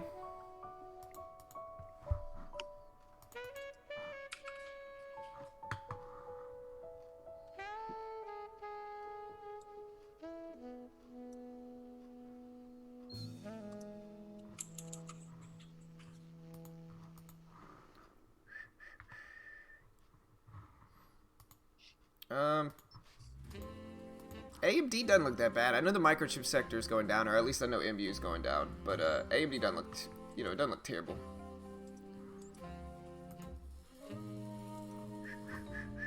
Any suggestions on the genre of music we can listen to? Like I said, I got jazz playing. I know everybody hates me right now, but I think jazz is good for trading. I think it calms you down a little bit. Let me see what else we got. I can throw one. This one is not bad. I like this song. Long term, you know me. What's up, Casey? What's up, bro?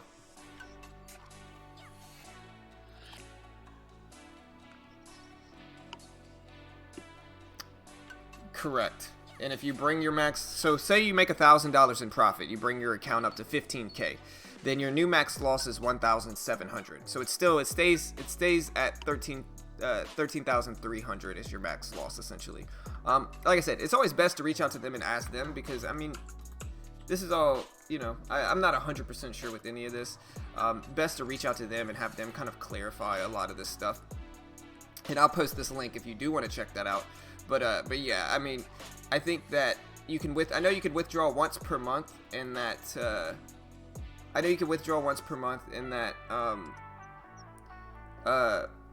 your max loss doesn't follow you up. So for instance, like I said, if your max loss is $700 at 13,300 and you make $1,000 in profit, your new max loss is 1,700 because you brought it up.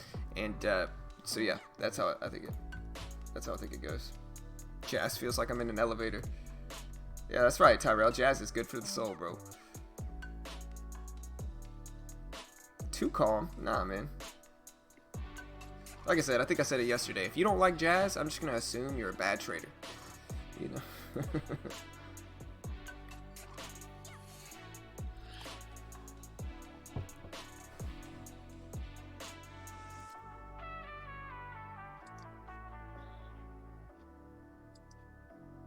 AMD, like I said, I would think AMD looks good, but if you look at the SPY, which is actually just ripping down here, it doesn't look as good to me. Like, the SPY's back down well underneath the VWAP, and so with that, I'm not going to trade that one. We'll see what we get, but that's what I'm looking at now. Yeah, I'm looking for fades, but not seeing much. Yeah, I mean, the market's been mostly up today. It's just recently rebounded in the last 2 minutes, so we might start to get some. Or it just recently faded back down in the last 2 minutes, so maybe we'll start to get some fades as the market moves down. CGC got all the way reversed, all the way back down below the VWAP, so it's looking weak. Roku pulling back to the VWAP as well, but I think a lot of these are just following the market.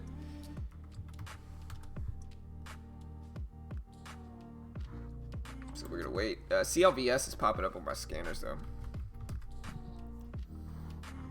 and maybe CLVS. I mean, CLVS is ripping up here, and I like it. I like the fact that if it pulls back to 595, I can use that 88 level as my risk for about 7 cents for CLVS. And I like the VWAP bounce potential on this one right here. Even though I know the market is going the other way, but if we could get, 100 shares here, I'll start to kind of attack it from this way.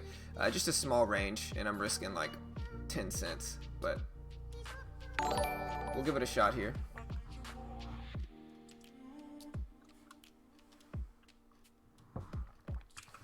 Take a little baby trade.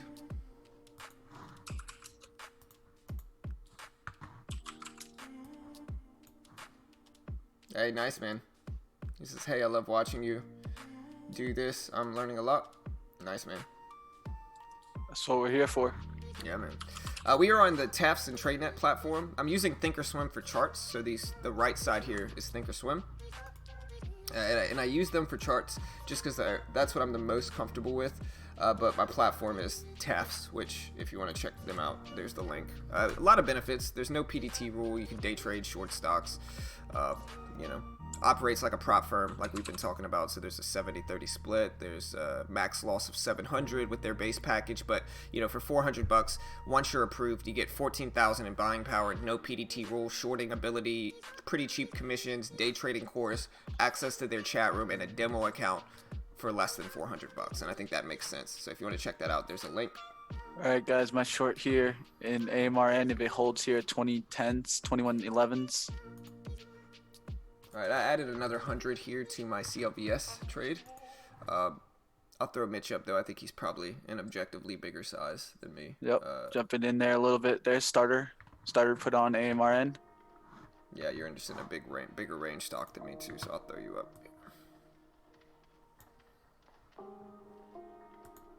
All right, so we got pretty close to actually stopping me out of this one. I'm in with 200 shares, but I'm going to give it a chance. Let me see what it looks like here. Yeah, I'll give it a chance here, but not loving it. All right. There you go, guys. Now full size here at 400 shares at 2107. Risk is 2120s. Moves down to 2080s. And just got the squeeze. Big squeeze put on me.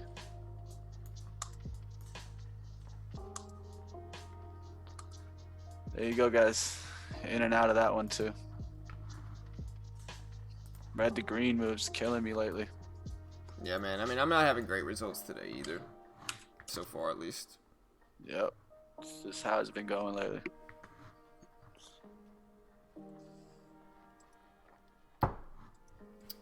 Alright, so we got a little bit of a bounce back at CLVS here. I'll give it a chance to break the whole dollar. I'm in with 200 shares, so it's not huge. But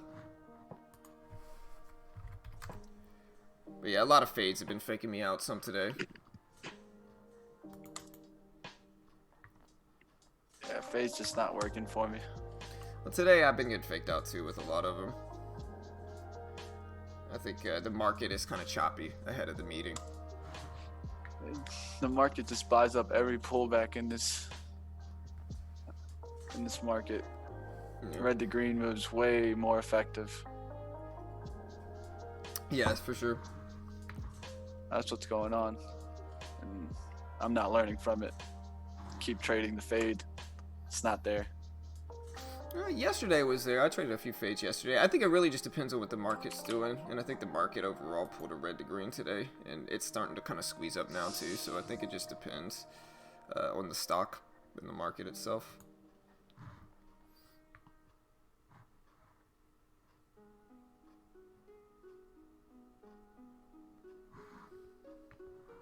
Alright, so we're going to try this VWAP bounce here. And we're going to give it a chance.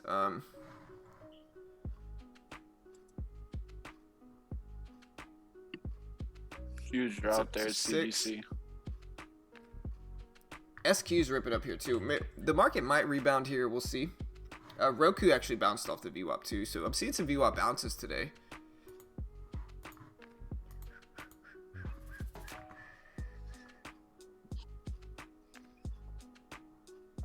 Jump in AMRN, I'm good, bro. I mean, not now. Maybe if it pulls back Like, I didn't mind it where Mitch shorted it, but once it's squeezed up here, I gotta wait for it to fall back below the VWAP. You know, like Mitch just took a regular VWAP fade, and I didn't even see it, or I might have taken that one too. But all right, well, here's a nice little rip up in CLVS. If we can get up a little bit more, I'll take some profit off. Just take a little bit of shares. We'll try to, you know, it's just with the. I'm gonna go ahead and take half off there, and we'll see if we get another move here for CLVS. But a quick little profit there, and that's gonna protect me some in this one so far.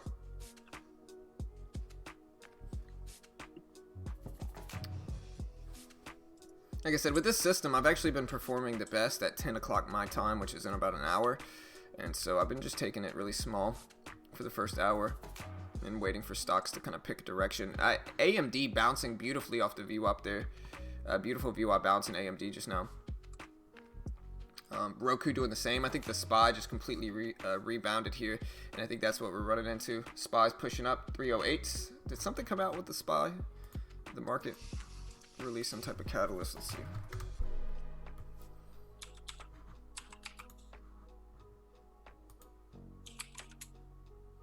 We did have a tweet from Edward Lawrence that said Powell will say, he says, quote, Powell will say the third quarter GDP slower at 1.9% partly because of the GM strike, is what he said. So we'll see. I don't know if that's what's causing this though.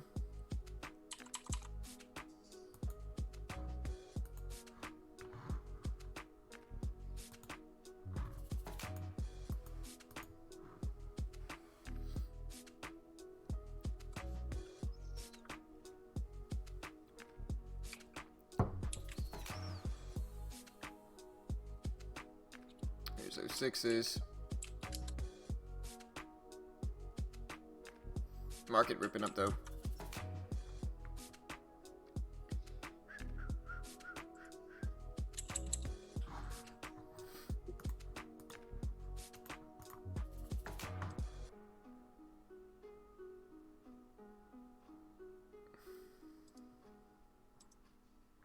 John, why aren't you shorting AMD? Because it looks like a VWAP bounce, man. It's the opposite pattern for a short for me. Pushed up above the VWAP, pulled back to the VWAP. Looks like a VWAP bounce. Especially with the market pushing up like it is. I mean, I gotta wait. I might get out of this one soon, though, for CLVS. Just gonna give it some time, but it's kind of stagnant right here. We're gonna give it a little bit of time.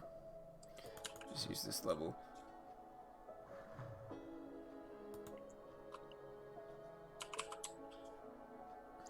Take a small win, move on for the day. If this doesn't work out, yeah. Hold the rest break even. Maybe consider buying on the pullback, actually. Adding a little bit to it since I did make a little bit here. We'll see. I'm going to play it by ear.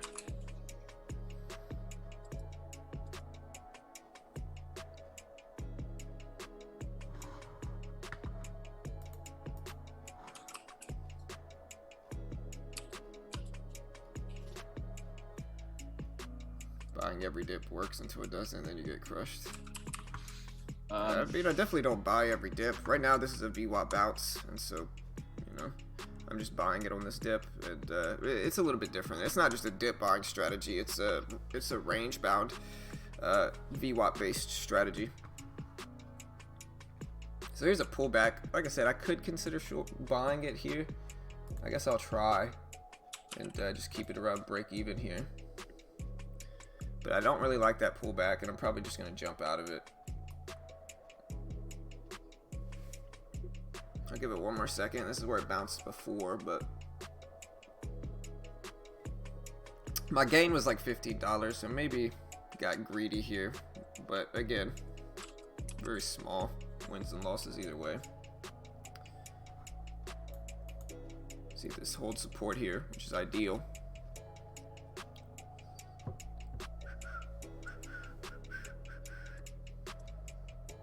CLVS is a little bit cheaper stock than I generally trade. I don't mind HUYA here either. HUYA kind of pulling back to the VWAP. I might start to consider that.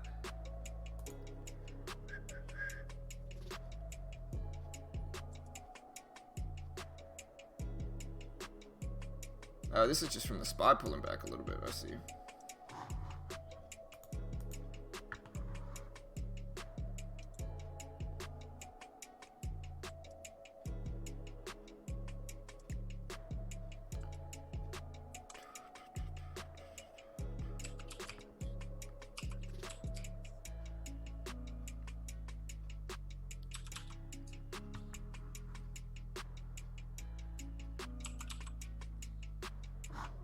There's 98. Okay, so we get a rip up above the whole dollar here. I'll take a little bit more profit off of this one now if we can hold now. I don't mind this rebound here. Got some selling or some buying pressure in there. Now the big thing is it's just got to break that $6 level again. Either way, it's going to be less than $40 on the day.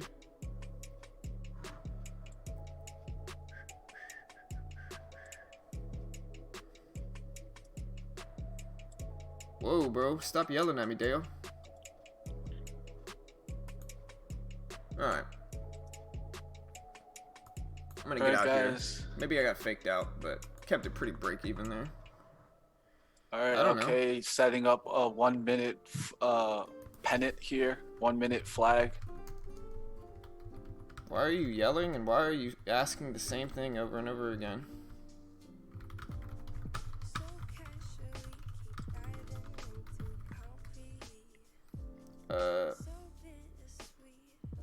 I don't know, man. Y'all have to reach out to them and ask them. I don't know. I'm pretty active as a trader, so I've never kind of been there to where I would know if they have an inactivity fee. Glad I got out of CLBS when I did.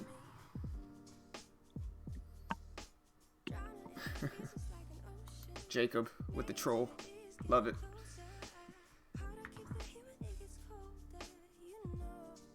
Yeah. No yell.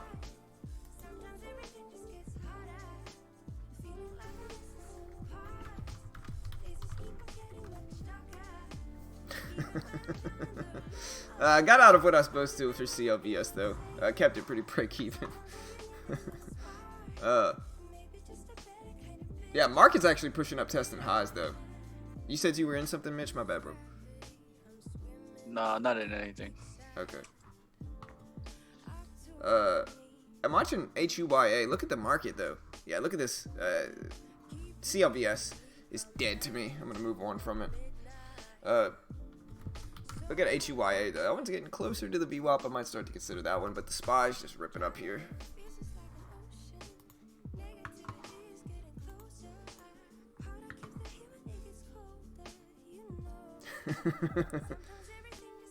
Yeah, man. Like I said, listen, man. I don't know what the cheapest stock I can trade on TEFs is, man. I don't know. Ask them, man. I'm not like I said. I have no idea. You know, I don't really trade cheap stocks, so it's not like I'm going around checking every cheap stock that there is in the world. You know. Deutsche Bank chairman urged to step down by U.S. private equity firm Cerberus. GOOS is still falling? Is it really? SPY ripping up, breaking highs of the day here. Yeah, man. GOOS hasn't even pulled back in any significant way. I mean, these are slight pullbacks, but none. The VWAP's still pretty far away. I don't know, man. I think it was mixed earnings, but GOOS, I don't know why this one's falling like it is. Algos. Yeah, maybe. That's what it was. They were buying instead of selling. Treasury yield slips up after Trump renews China trade attack.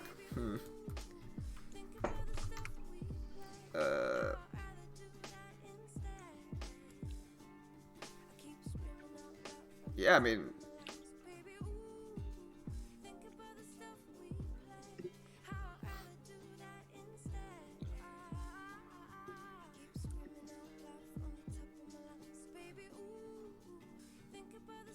yeah.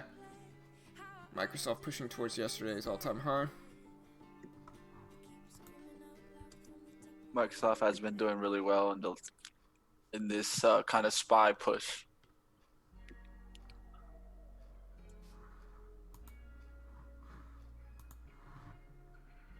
Buy the rumor, sell the news. Yes, sir.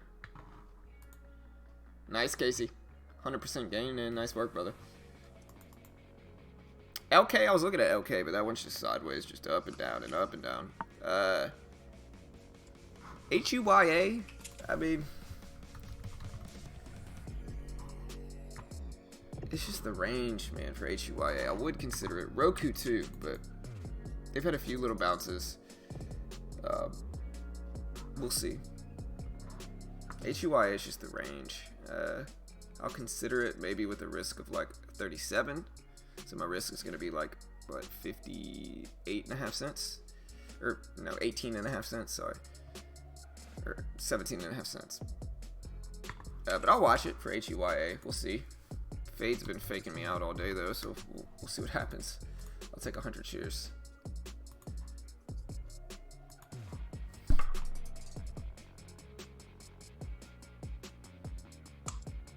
Give it a chance though, just a little baby trade again. So annoyed with Comcast.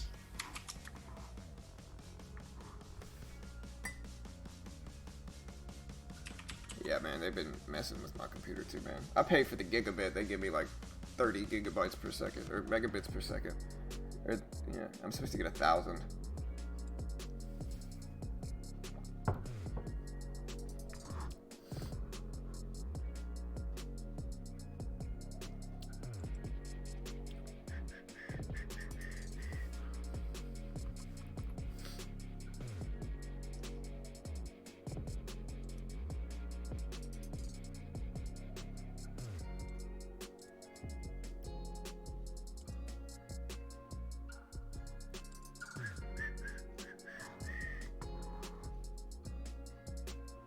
I don't hate AMR in here too. It kind of looks like a fake out fade. It's got a lot of confirmation. Just the risk reward's only about a 1-to-1, unfortunately for that one.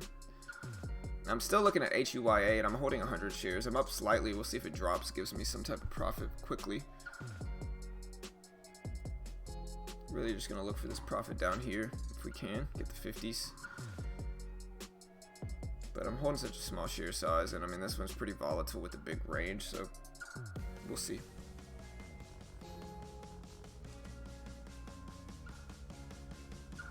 There's a squeeze up. The biggest problem with this range is that if it squeezes up, it can squeeze up big. Especially with how the market has acted today.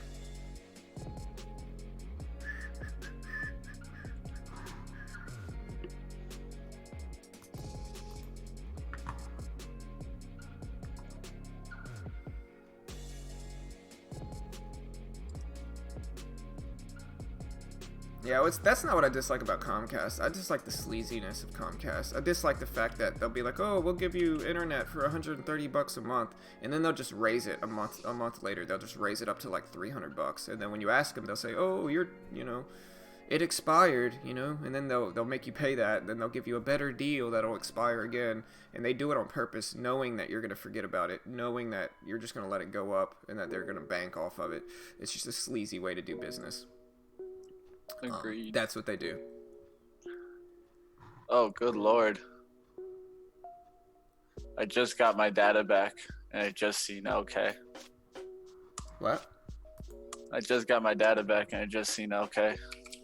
Okay. Oh, yeah. I mean, it's pulling back to the VWAP now. I mean, it's bouncing back. It's been choppy. It's sideways though, so I'd be careful with it. I was waiting for it to head towards 2130s. Was gonna take it off that, but a little late now. Might take it at VWAP. Yeah, I mean, the VWAP's only at 2127, so we still got. I had this flag pattern drawn out. Was waiting for it to break down, and then could have got into there, but now I gotta let it get back to VWAP. A little frustrating. All right, AMR in there, squeezing there. You guys can look at that one maybe for red to green. Continue pushing. Yeah, I'm glad I didn't take it. I was really looking at AMRN for a fake out fade, but that one just ran up. Telling you, these SPY's ripping high, pullbacks. so. I had that feeling today. Should have just stuck with it. About half of the ones that were red for the day are now green. So a lot of red to green moves. Just not capitalizing on that.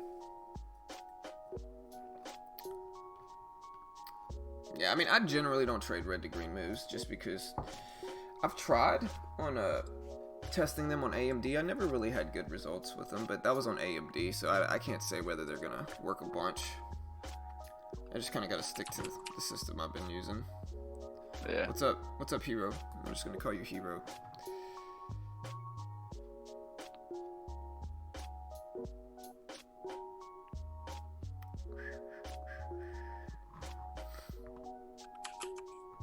Remember, guys, the Jerome Powell meeting is in 50 minutes. It's in 50 minutes, guys, so.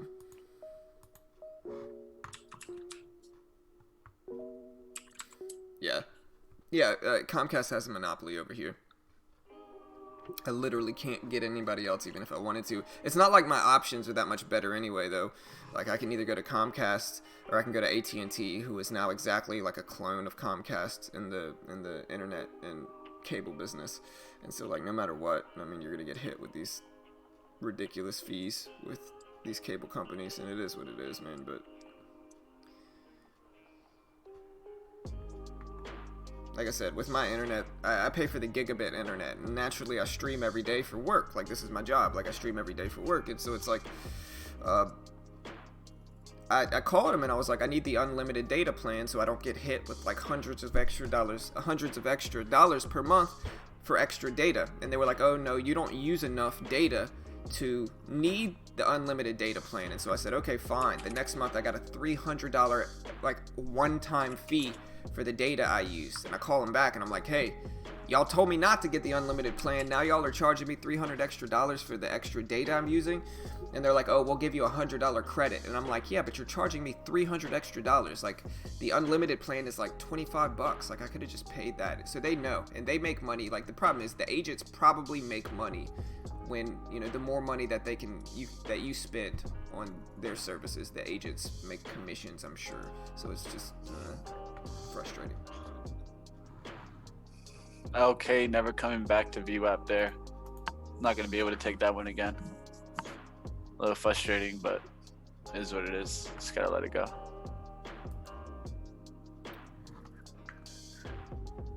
Yeah, I'm trying to stay patient with HUYA, but it's just kind of sitting there. This is a Chinese stock, and so I need to be very careful with the overall market chatter with the trade relations, I think. But there's a little drop. So yeah, I'm just gonna take profits fast, try to ride this one down. AMD's bouncing right there, you know, kind of like I said, it looked like a VWAP bounce.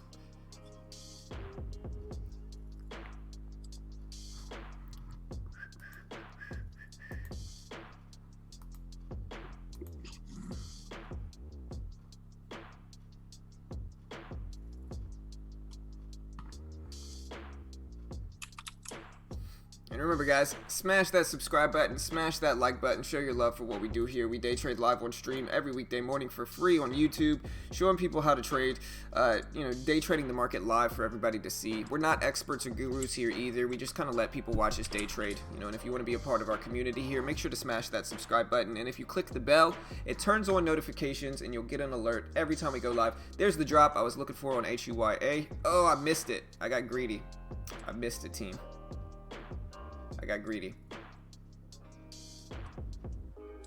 Let me see if it drops a little bit more so I can take profits, but I got greedy. My fault.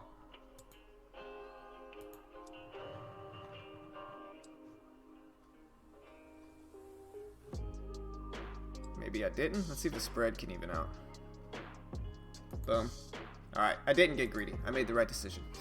But there's the fade I was looking for in HUYA. Got it. Let's see if we get the spread to even out a little bit here, though. I know, because I got other charts pulled up, man, because I'm actually in a trade right now. If I wasn't... Look, here's AMD. I'm in a trade right now, though, so yeah, I mean, I'm not going to pull up other charts while I'm in a trade. I'm going to keep the chart I'm trading up. But yeah, here's the VWAP bounce. As you can see here, pull back to the VWAP bounce, pull back to the VWAP bounce. So that's what we consider a VWAP bounce. But yeah, now back to my HUYA chart.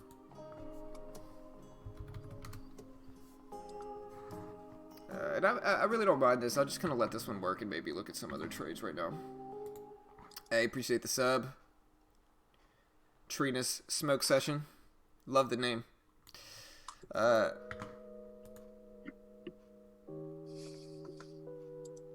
Just try to patiently wait here. A lot of stuff we're getting squeezed up. So I'm just going to kind of wait and see what we can find with some of these.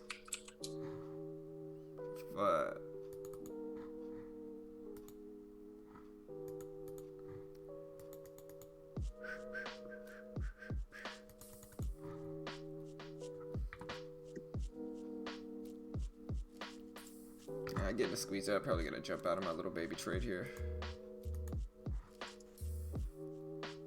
The mistake I made with that last one was I held it a little bit too long. Like I said, I'm just kind of messing around right now. The spread of this one's kind of rough, so I'm just gonna see if the spread will even out. let me take some more profits.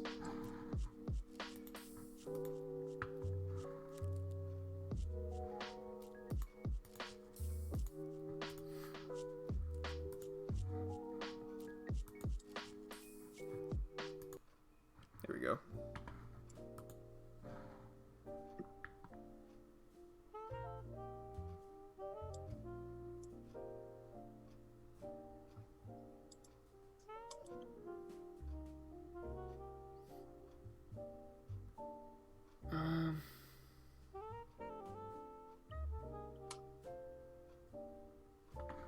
I didn't trade red to green. I am trading I'm trading a VWAP fade on HUYA. Basically, I'm just shorting it when it pulls back to the VWAP here, and then covering it once it pulls back to the support level, hopefully, if it gives me that.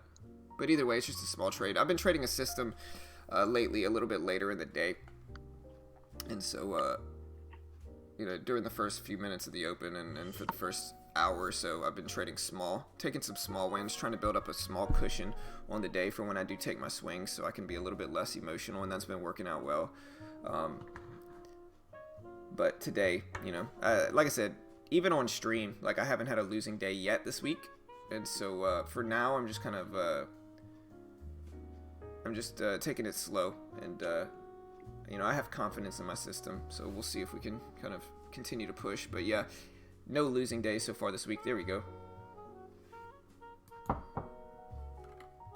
gonna get out of a little bit here, and then just ride the rest down, hold the rest break even, move on to the next. Find myself break even on the day now, which is great. See if we can get that $0.50 break is what we're really looking for. And yeah, LK doesn't look bad here though. I don't mind LK. Problem is the spread, and you know, we'll see if we can get it pulling back up there, but that's a big if.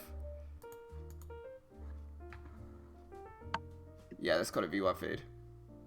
Spread is just the difference between the bid and ask price. What's your opinion on TIVA? Yeah, if you look at the level 2, you know, the bid is 67, this ask is 69. Usually, with market orders that I'm using, I'm gonna get filled on the bid if it's a long. All right, just got back in LK here. Here, I'll throw you back up. But yeah, so or not. That's actually backwards. So usually I'm gonna get filled on the ask if I'm long, and on the bid if I'm short. And so that's just the spread. So like if it has a 4-cent spread, then I'm usually immediately gonna be down 4 cents when I get into the trade at least.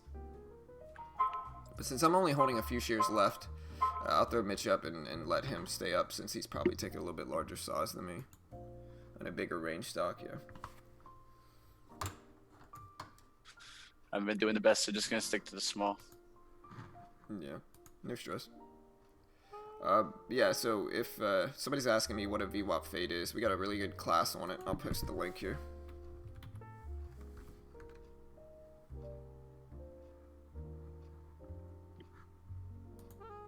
Uh-oh, my computer's acting like a rocket ship again. Always a scary thing. Yeah, we have actually a class on it.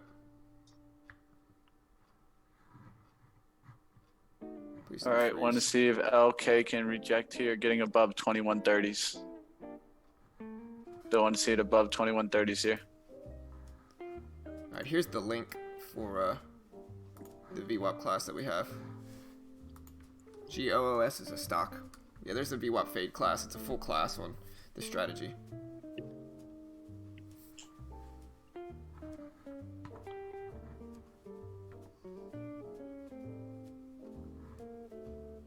Yeah, no worries, Tony.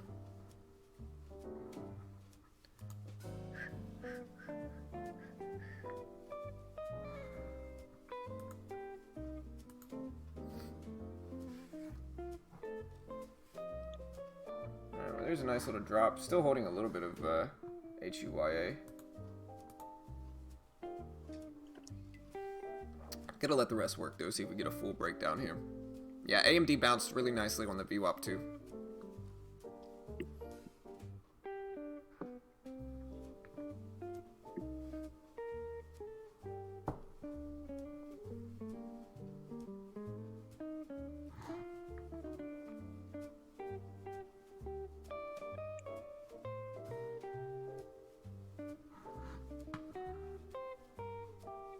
362s. I'll try to get out of this one at around break even on the day, preferably around that $50 half dollar level. I think it might bounce here, but still riding HUYA down. Really nice fade so far.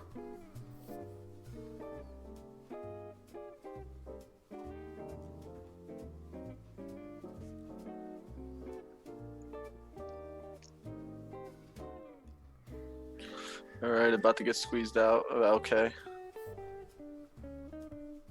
Yep, squeezed out.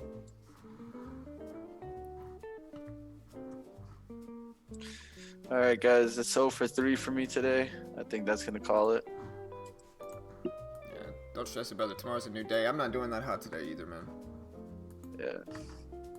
Just at the point, guys, where I'm gonna be taking really small share size because hitting my account, so just gotta focus on it.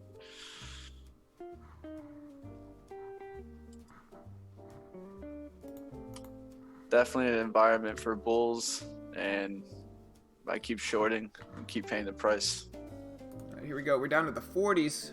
Beautiful move here for my HUYA trade. We're down to the 40s. I just noticed it broke that low. Well, I think I'm gonna give it time to break those lows of the day, but actually, you know what? Let me see. I'm gonna wait a second more. See if we get one more drop. See if we get that ask price to come down. Maybe I'm getting greedy here. Not a bad little $32 win with a very small size. Don't want to be greedy here. Give it one more second to test, see if we're going to get another flush down. Alright, there's the flush. Let's see if the ask price straightens up. Can you guys see this? Yeah. Alright. I'm just going to get out there with a beautiful 25-cent win on the day. I'm rich. But not a bad little fade on HUYA. I'm up 25 cents on the day. I'll take it. I'll take the green. Green is better than red, guys. Green is better than red.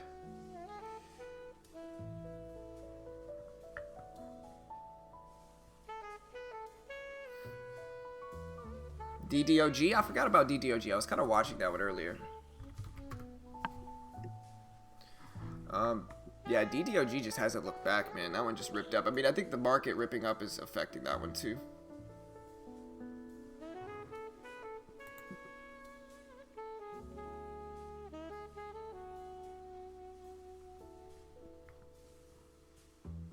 AMD did bounce really nicely there too.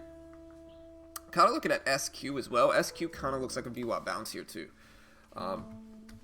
Like I said, I got myself back to break even on the day, and I'll take that. I like SQ here, and I might take a small position on SQ just because the previous day's close is right underneath it. Long positions haven't been that bad for me today, and I can keep about a 20-cent risk.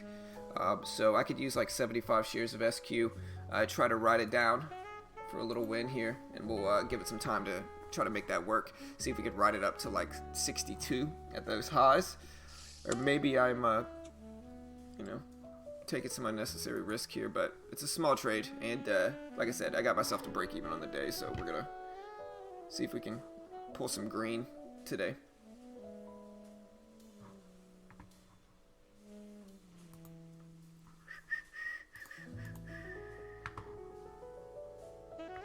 Yeah, green is good, man. I'll take it. IPO stands for initial public offering. Hero.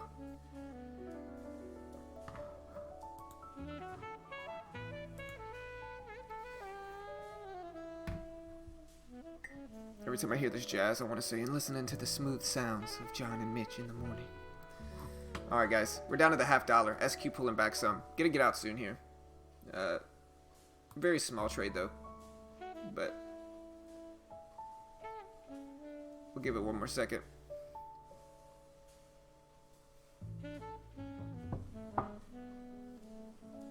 How many days in a row have I been green? Since last Tuesday.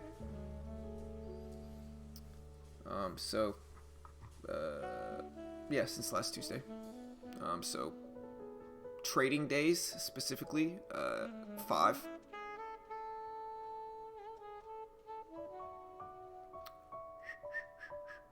Alright, well there's the rebound up.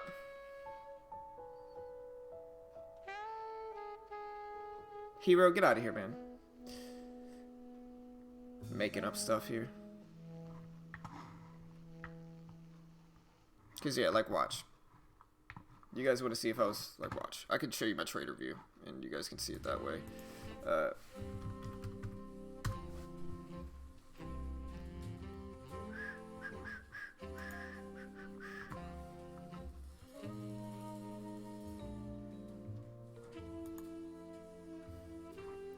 see. I think that was right. Yeah, last Tuesday was my last red day.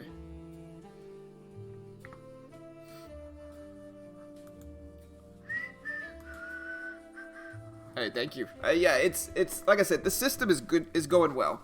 The biggest kind of hole in my systems game is my losses. Some of my losses have been bigger than my wins, but actually, you know, I had a $140 win yesterday, and then Monday of this week I had like a $280 win in gross profits, and so yeah, so I've been doing okay. And right now it's just about, like I said, today I'm very close to that $1,000 profit level. I'm over $900 in profit. And so I'm actually very close to that $1,000 profit level. And that's really what I'd like to push towards today and hopefully break it. All I really need is about a $100 winner today. A $100 winner, maybe 110, 120 bucks in gross profits will break that net profit, and I'll be over $1,000 in profit. That's really what I'm looking for, but we'll see.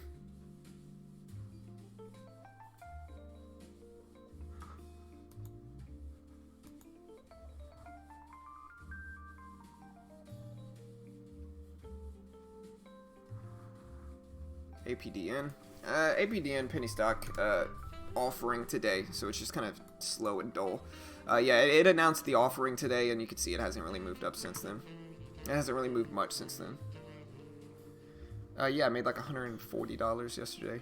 You know, like I said though, I'm not like an expert, or you know, I'm not like a guru or an expert or anything like that. I'm still learning in my own right, and so yeah, I mean, I made a little bit of money, but it's not like I live solely off of my trading or anything.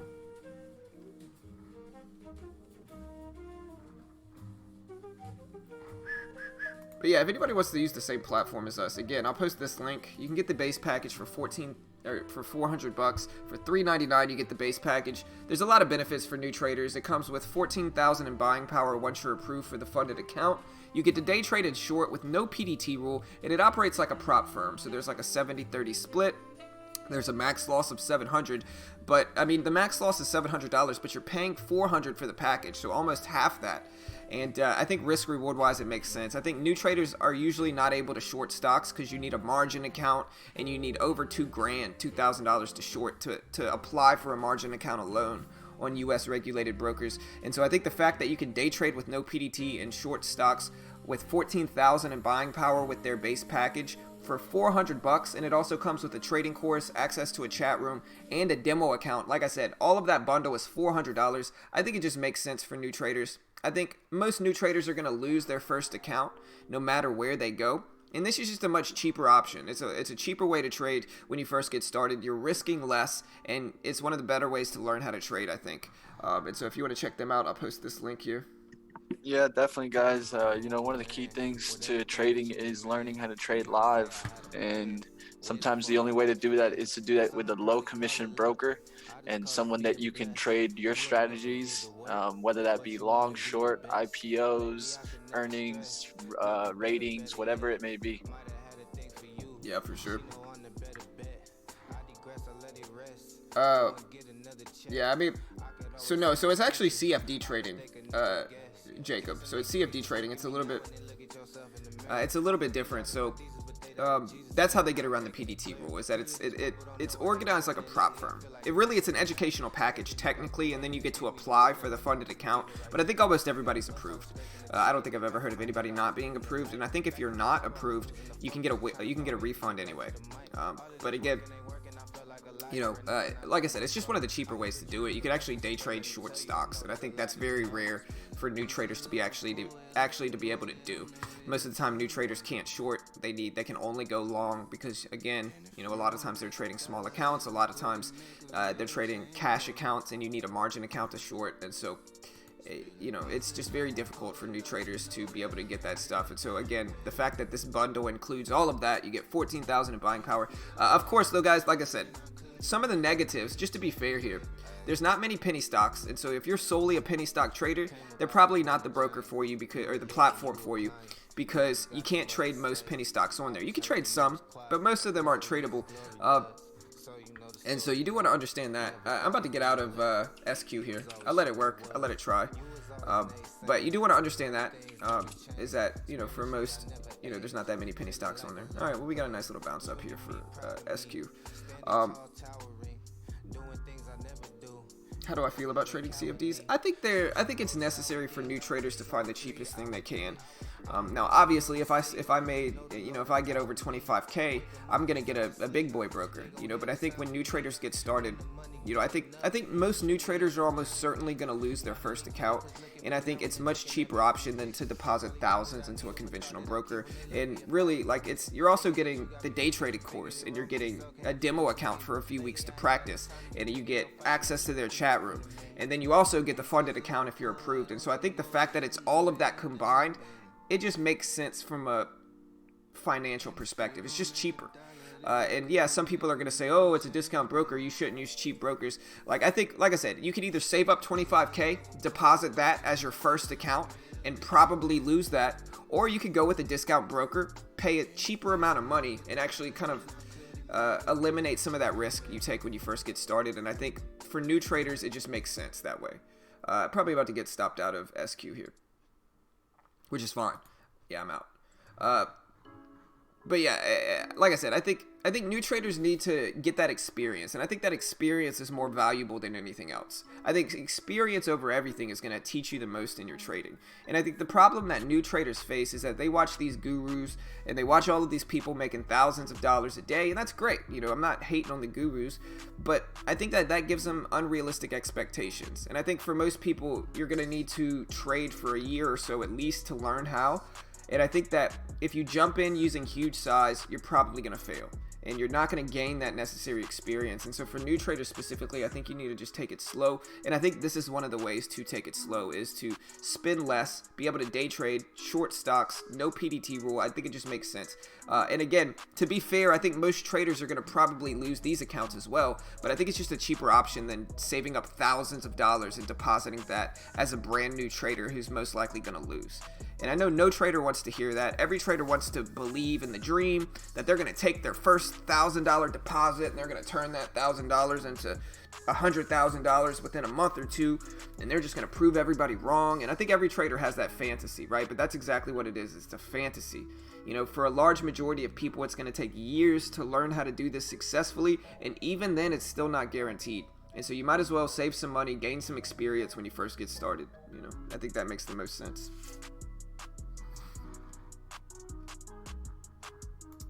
And so yeah, like I said though, of course we're biased in their regard. We post links for them. Maybe we're biased. I'm sure we are biased. And so, you know, full transparency, we do make commissions if you guys sign up. We always try to be honest with people.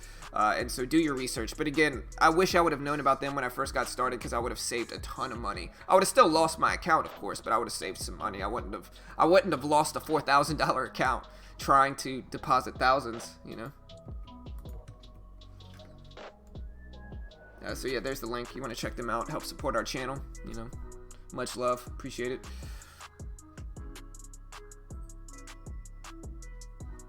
Now I'm talking about TradeNet and Tefs, which is the link above you. Also, guys, Trade Ideas is having their winter test drive. We're halfway through the first week, but there's still a week and a half left. And it's the cheapest that you can try out Trade Ideas. For $8.99, you can try them out for over a week. And I think that just makes sense. And so it's another great way to help support our channel. If you've ever thought about using Trade Ideas, right now is their winter test drive. It's right now. And you can try them out for less than $10. For less than $10, guys, you can try out Trade Ideas. And they're objectively the best scanners in the game. And so, you know, if you look at all the big time traders, a large majority of them are using Trade Ideas for a reason. And so if you want to help support what we're doing here, I'll post this Trade Ideas link as well. Like I said, you can try the test drive out for, you know, over a week now for, I think, $8.99. And so here's the link if you want to check that out. Both of these, like I said, are great ways to help support our channel here. Yeah, definitely check out the Winter Drive, guys. Winter Drive is going to give you access to also, I believe, Holly, the AI. I'm not sure. Yeah, it might. I'm not sure if it does or not. They would Yeah, have I'm to pretty ask sure them. it does. Okay. And so it gives you access to getting to know their strategies that they have available for you. AY. A asked me, how long did it take me to become consistently profitable? Years. Years, and I'm still not quite there where I can actually like live off of my trading, but years. You know, for All sure. right, guys, I'm getting out of here. You guys have a good one. Later, brother. Keep the same energy. Work on being better when I'm 70. Your drip is just a water spring. You know I drip different, this is 7 seas. I deal with life different, make that lemon squeeze. Ran off from my style and identity. Better bounce. Yeah, I mean, yeah, that's trade ideas, is the gapper lists and all that stuff that I have in the morning. Okay, yeah, you get premium. Yeah, that's nice. So yeah, for less than $10, guys, I think it just makes sense. Like I said, there's the test drive link if you want to check that out. But yeah, I think it just makes sense. Spy bouncing here. We'll see what we get. Maybe I got scared out of SQ. Like I said, I'm still pretty, like, kind of break even on the day now. I'm not really taking any big losses. Let's see my tickets. I haven't traded a ton either. Not small, really, but not a lot either. Spy bouncing right here. But AMD ripped up. But yeah, now that I'm done trading this, look at AMD. So this is the bounce I was talking about. These pullbacks to the VWAP, very profitable. You get a run up, you get a pullback to the VWAP. You get a pullback to the VWAP, and then you get a flush up. But yeah, like I said, guys, we can look at my trader view if you guys want. Look, like I'm going to import my data from this week into trade ideas, or into trader view. So look, historical data, trades. We got to select my account. We can go to yesterday and today, go to filter, export. We can just name these last two. Alright, so you saw that I named that last two for the last 2 days, aside from today, because today's isn't going to show up yet. And so yeah, we take this, we look at trader view here again. Let me squeeze this so you guys can see it. Go to import trades, we go to browse. Like I said, I could select last two right here. You see that? Last two. Select that, upload.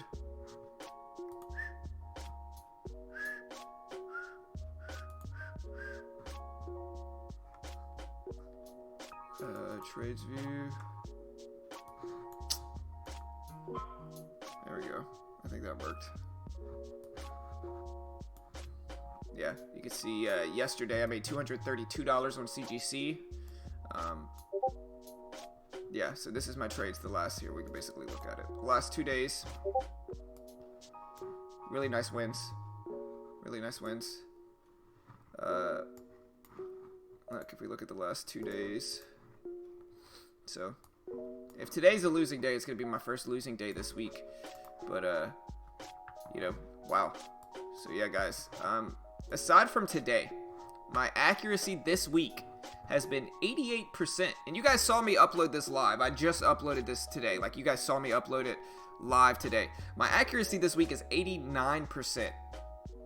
Man, I've only had one losing trade prior till today, which, you know, unfortunate I've had more than one losing trade today. But, you know, not that bad, not that shabby. I mean, this is going to hurt it, but up until today, I've had 90% accuracy, basically. Not that bad. Whoa, look at this. My average hold time for a losing trade is half a minute. 13 minute. If you guys can see this, look at that. 13 minutes is my average hold time for my winning trade. My average hold time for my losing trade is half a minute. And I think that's because I made an error yesterday on my AMD trade. I accidentally made a mistake and I accidentally bought AMD and then immediately got out of it. Like if we look at my trades view, this is that half a minute trade on AMD with a P&L of 50 cents because I accidentally jumped in AMD when I wanted to jump in QCOM is what it was. But not too shabby, guys. I'll take it. You know, not a bad week. And like I said, I uploaded this live, so I can't fake that. But yeah, not too bad. We'll see what we do. We're gonna keep pushing.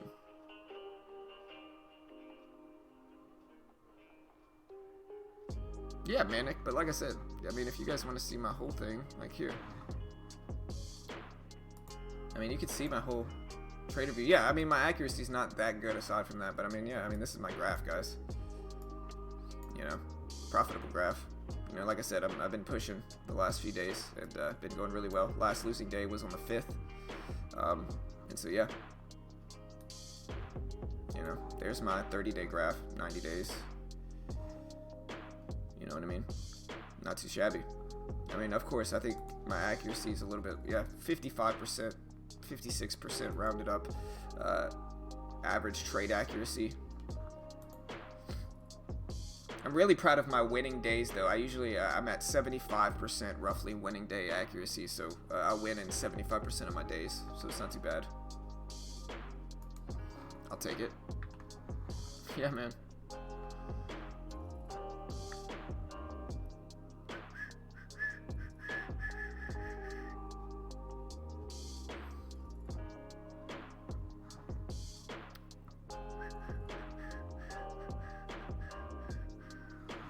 Oh, and if you guys want to see me upload the trades all the way until my last losing day, watch trades, upload this.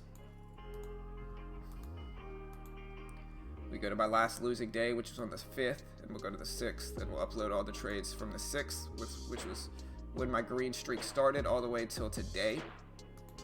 And we'll just name this green streak. Alright, green streak is what we named it. Now we go to trader view. What did I do with it? Did I exit out of it? Oh, there it is. Okay, good. We go to import, browse, quick access, green streak. As you can see, green streak, what I just named it. Upload. It's gonna be some duplicates here. Here, why does it always do this, man? I moved that so I don't block the scanners. Look.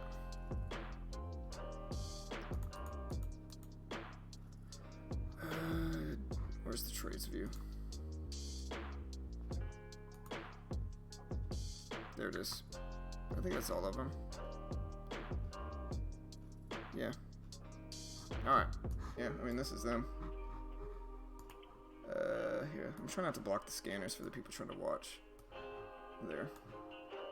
And so, yeah, like I said, you saw me upload that live. Let me see. There we go. Alright, so yeah, we go from the 6th to today. Filter. You know, roughly $900 in profit in the last week. I'll take it. We look at my chart here from the last week up until this is my green streak. Like I said, you saw me upload this live. I'm trying to do my best not to block the scanners since I'm not really trading. I'm just kind of hanging out here. But yeah, like I said, you guys saw me upload that live.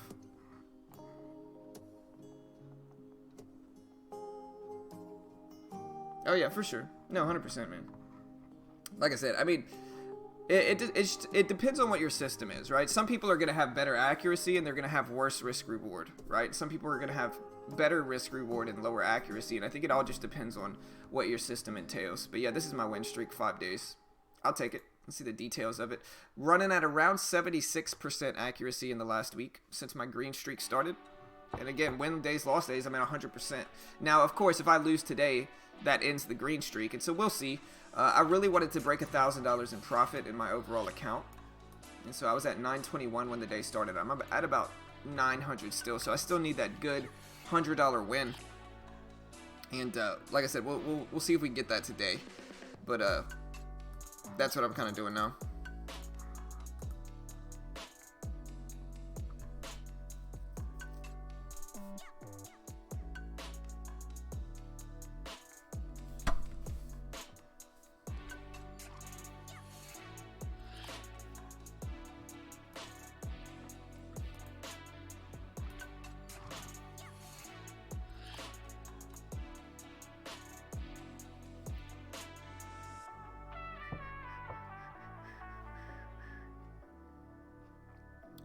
HUYA was solid too. I think I got scared out of it. But I made some money on it.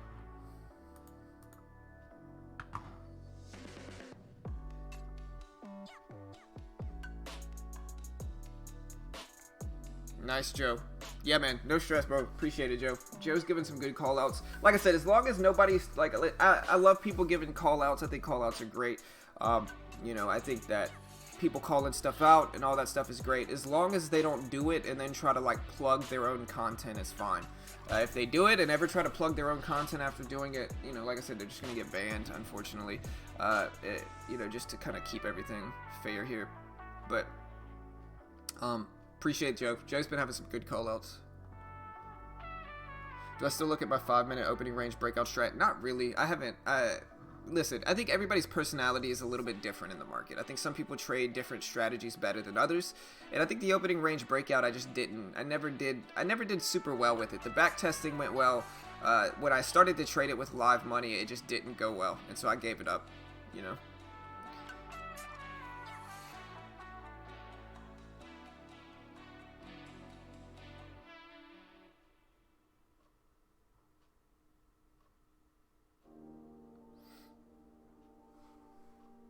Watch him AMD for a short. Yeah, I mean, AMD's looking pretty extended.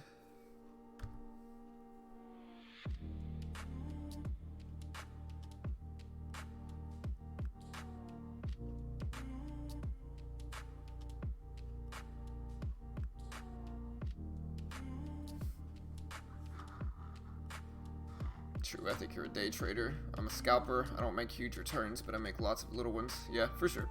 I've been scalping off stream. I mean, that's what my new system kind of revolves around. Might take a little trade in Roku here. We'll see. I'm gonna start taking my swings though soon. I would like to get in and out hopefully before. Let me take with 75 shares. I would like to get in and out before the Fed meeting. So I'm gonna take 75 shares. Take one more swing in this Roku trade. See if we get a move up there. Try to maybe scale into this one with some bigger size too if I can. And take my swing one before I close it down here.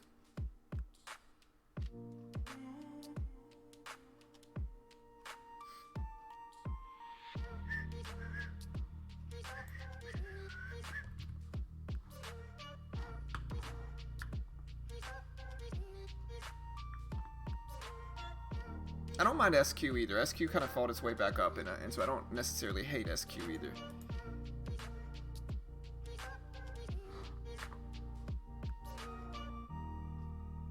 Yeah, of course, Adam. No stress, brother. If you can create a class with back and forward testing, that would be fantastic. Oh, we have a back testing class. I don't think I ever uploaded it though. Does DDOG look to be squeezing down?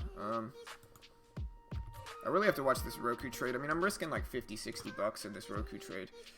I'm gonna give it some time, but yeah, I mean, DDOG just looks like it's pulling back. People are taking profits, and yeah, it's probably squeezing it down a little bit here for DDOG. We'll see. I don't mind the pullback VWAP bounce setup. Yeah, of course, Arena. Happy to hear that. Nice work. Hey, congrats. 22 cents is solid. 22 cents is solid. You know, you just gotta keep working your way up there. You got this.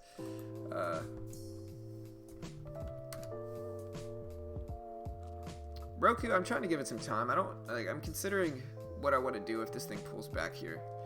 I'm just gonna look for like a quick scalp up here with if I can. But I gotta watch the spread. Spread's kind of gnarly. Like I said, I'm risking. This might look like a small trade with 75 shares, but really I'm risking like $60, $70 at least with this trade. And I'm kind of in the middle of the range, which I don't necessarily like. We'll see though. I'll give it a chance, but.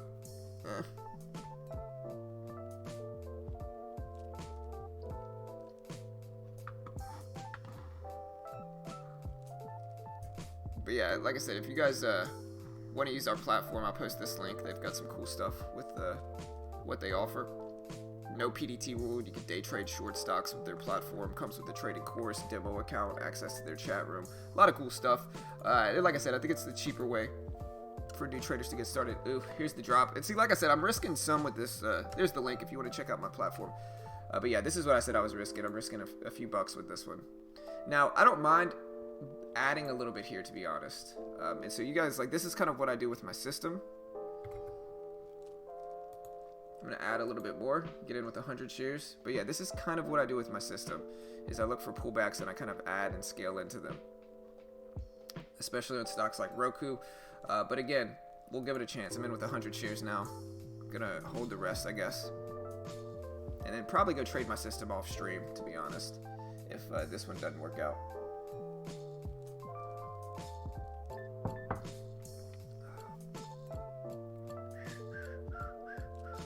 I'm getting a little bit better with my emotions with it, though.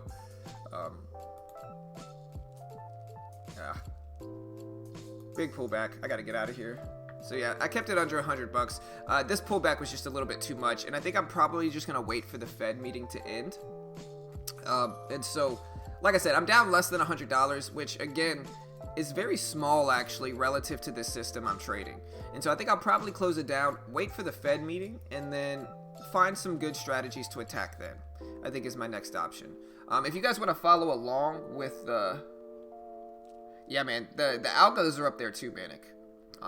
But yeah, like I said, with this new system, I've actually gotten a lot better, and I'm actually confident because I got out at the right time. Like, this squeeze down helped me to get out a ton. And again, you know, yesterday I made $140. The day before that, I made $300. And so if I lose $100 today, it's fine. I'm still not done trading though. And again, I think the system that I'm building has given me a lot of confidence. This was kind of the worst case scenario here, and I still kept it under $100. But like I said, because I've been so accurate with this system, it's been actually giving me a lot of confidence. And I'm really not that stressed out about this. I am going to trade the rest off stream. And again, if you want to follow along with how I do, I'll post this link here, and you can kind of check out. You can kind of check us out. Like I said, every day, since I'm trading it off stream, the first thing is I actually record all of my trades. Like if you guys want to see yesterday's trade, I record all of them. You know, every trade I get into, I record after the stream. And so if you guys want to see yesterday's trade, I'll show you this. And like I said, then I'm going to work on my system, guys. I might not trade until after the Fed meeting, though. We'll see. Oh yeah, my computer actually died yesterday when I was in this trade, but I was in a trade with RETA. Let me throw this up. I was in a RETA trade, and I didn't realize the spread was so bad. What? Isn't playable. Oh, here's the second one. My bad. Yeah, so this is after my computer died. I had to restart it. You can see here. And I pulled it up. You know, there's my first win. And I had to see me restart in Thinkorswim here, too. A nice little win there. Kind of held this one. Really nice flush. There you go. 30, 132. See, this is my trading yesterday. That's actually my only losing trade up until today was this 50-cent trade where I lost 50 cents. But yeah, you can see me clipping pictures. I made $138 yesterday. But yeah, I record everything. And so I'm going to go trade my system, guys. Like I said, hit that subscribe button if you haven't already. If you want to follow along, I usually post my entire trade log as well in our Discord. I'm using OBS.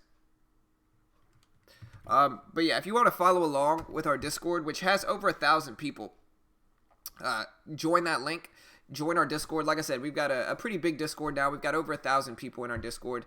And so there's our Discord link. You can check that out and join that.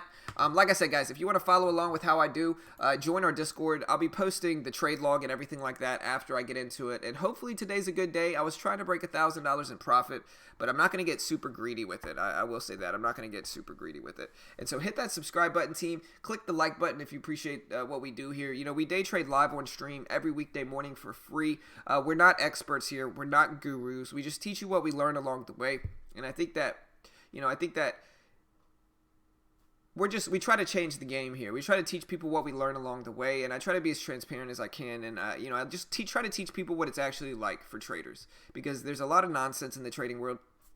You know, there's a lot of people, flashing Lamborghinis and mansions and all this nonsense, when the reality is, for most people, it's going to take years. It doesn't matter what course you take. It doesn't matter what course you take, what guru you follow. For most people, it's going to take years to do it correctly and successfully, and that's okay.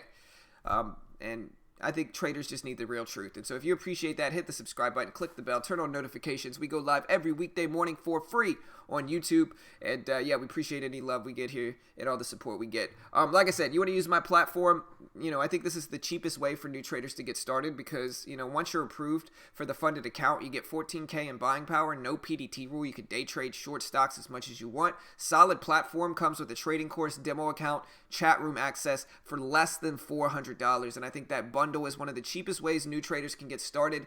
You know, have the potential to make money. Operates like a prop firm, and so there's a 70-30 split, and there's a max loss. But I think it's the cheapest way for new traders to get started. So if you want to check that out, I'll post this link here as well. Make sure to smash that like button, team. Hit the subscribe button if you haven't already. And yeah, appreciate all the love, guys. We'll see you all a little bit later. I'll let you guys know how I do today. I'm really gunning for that $1,000 profit. I just took a step back with this $100 loss, basically.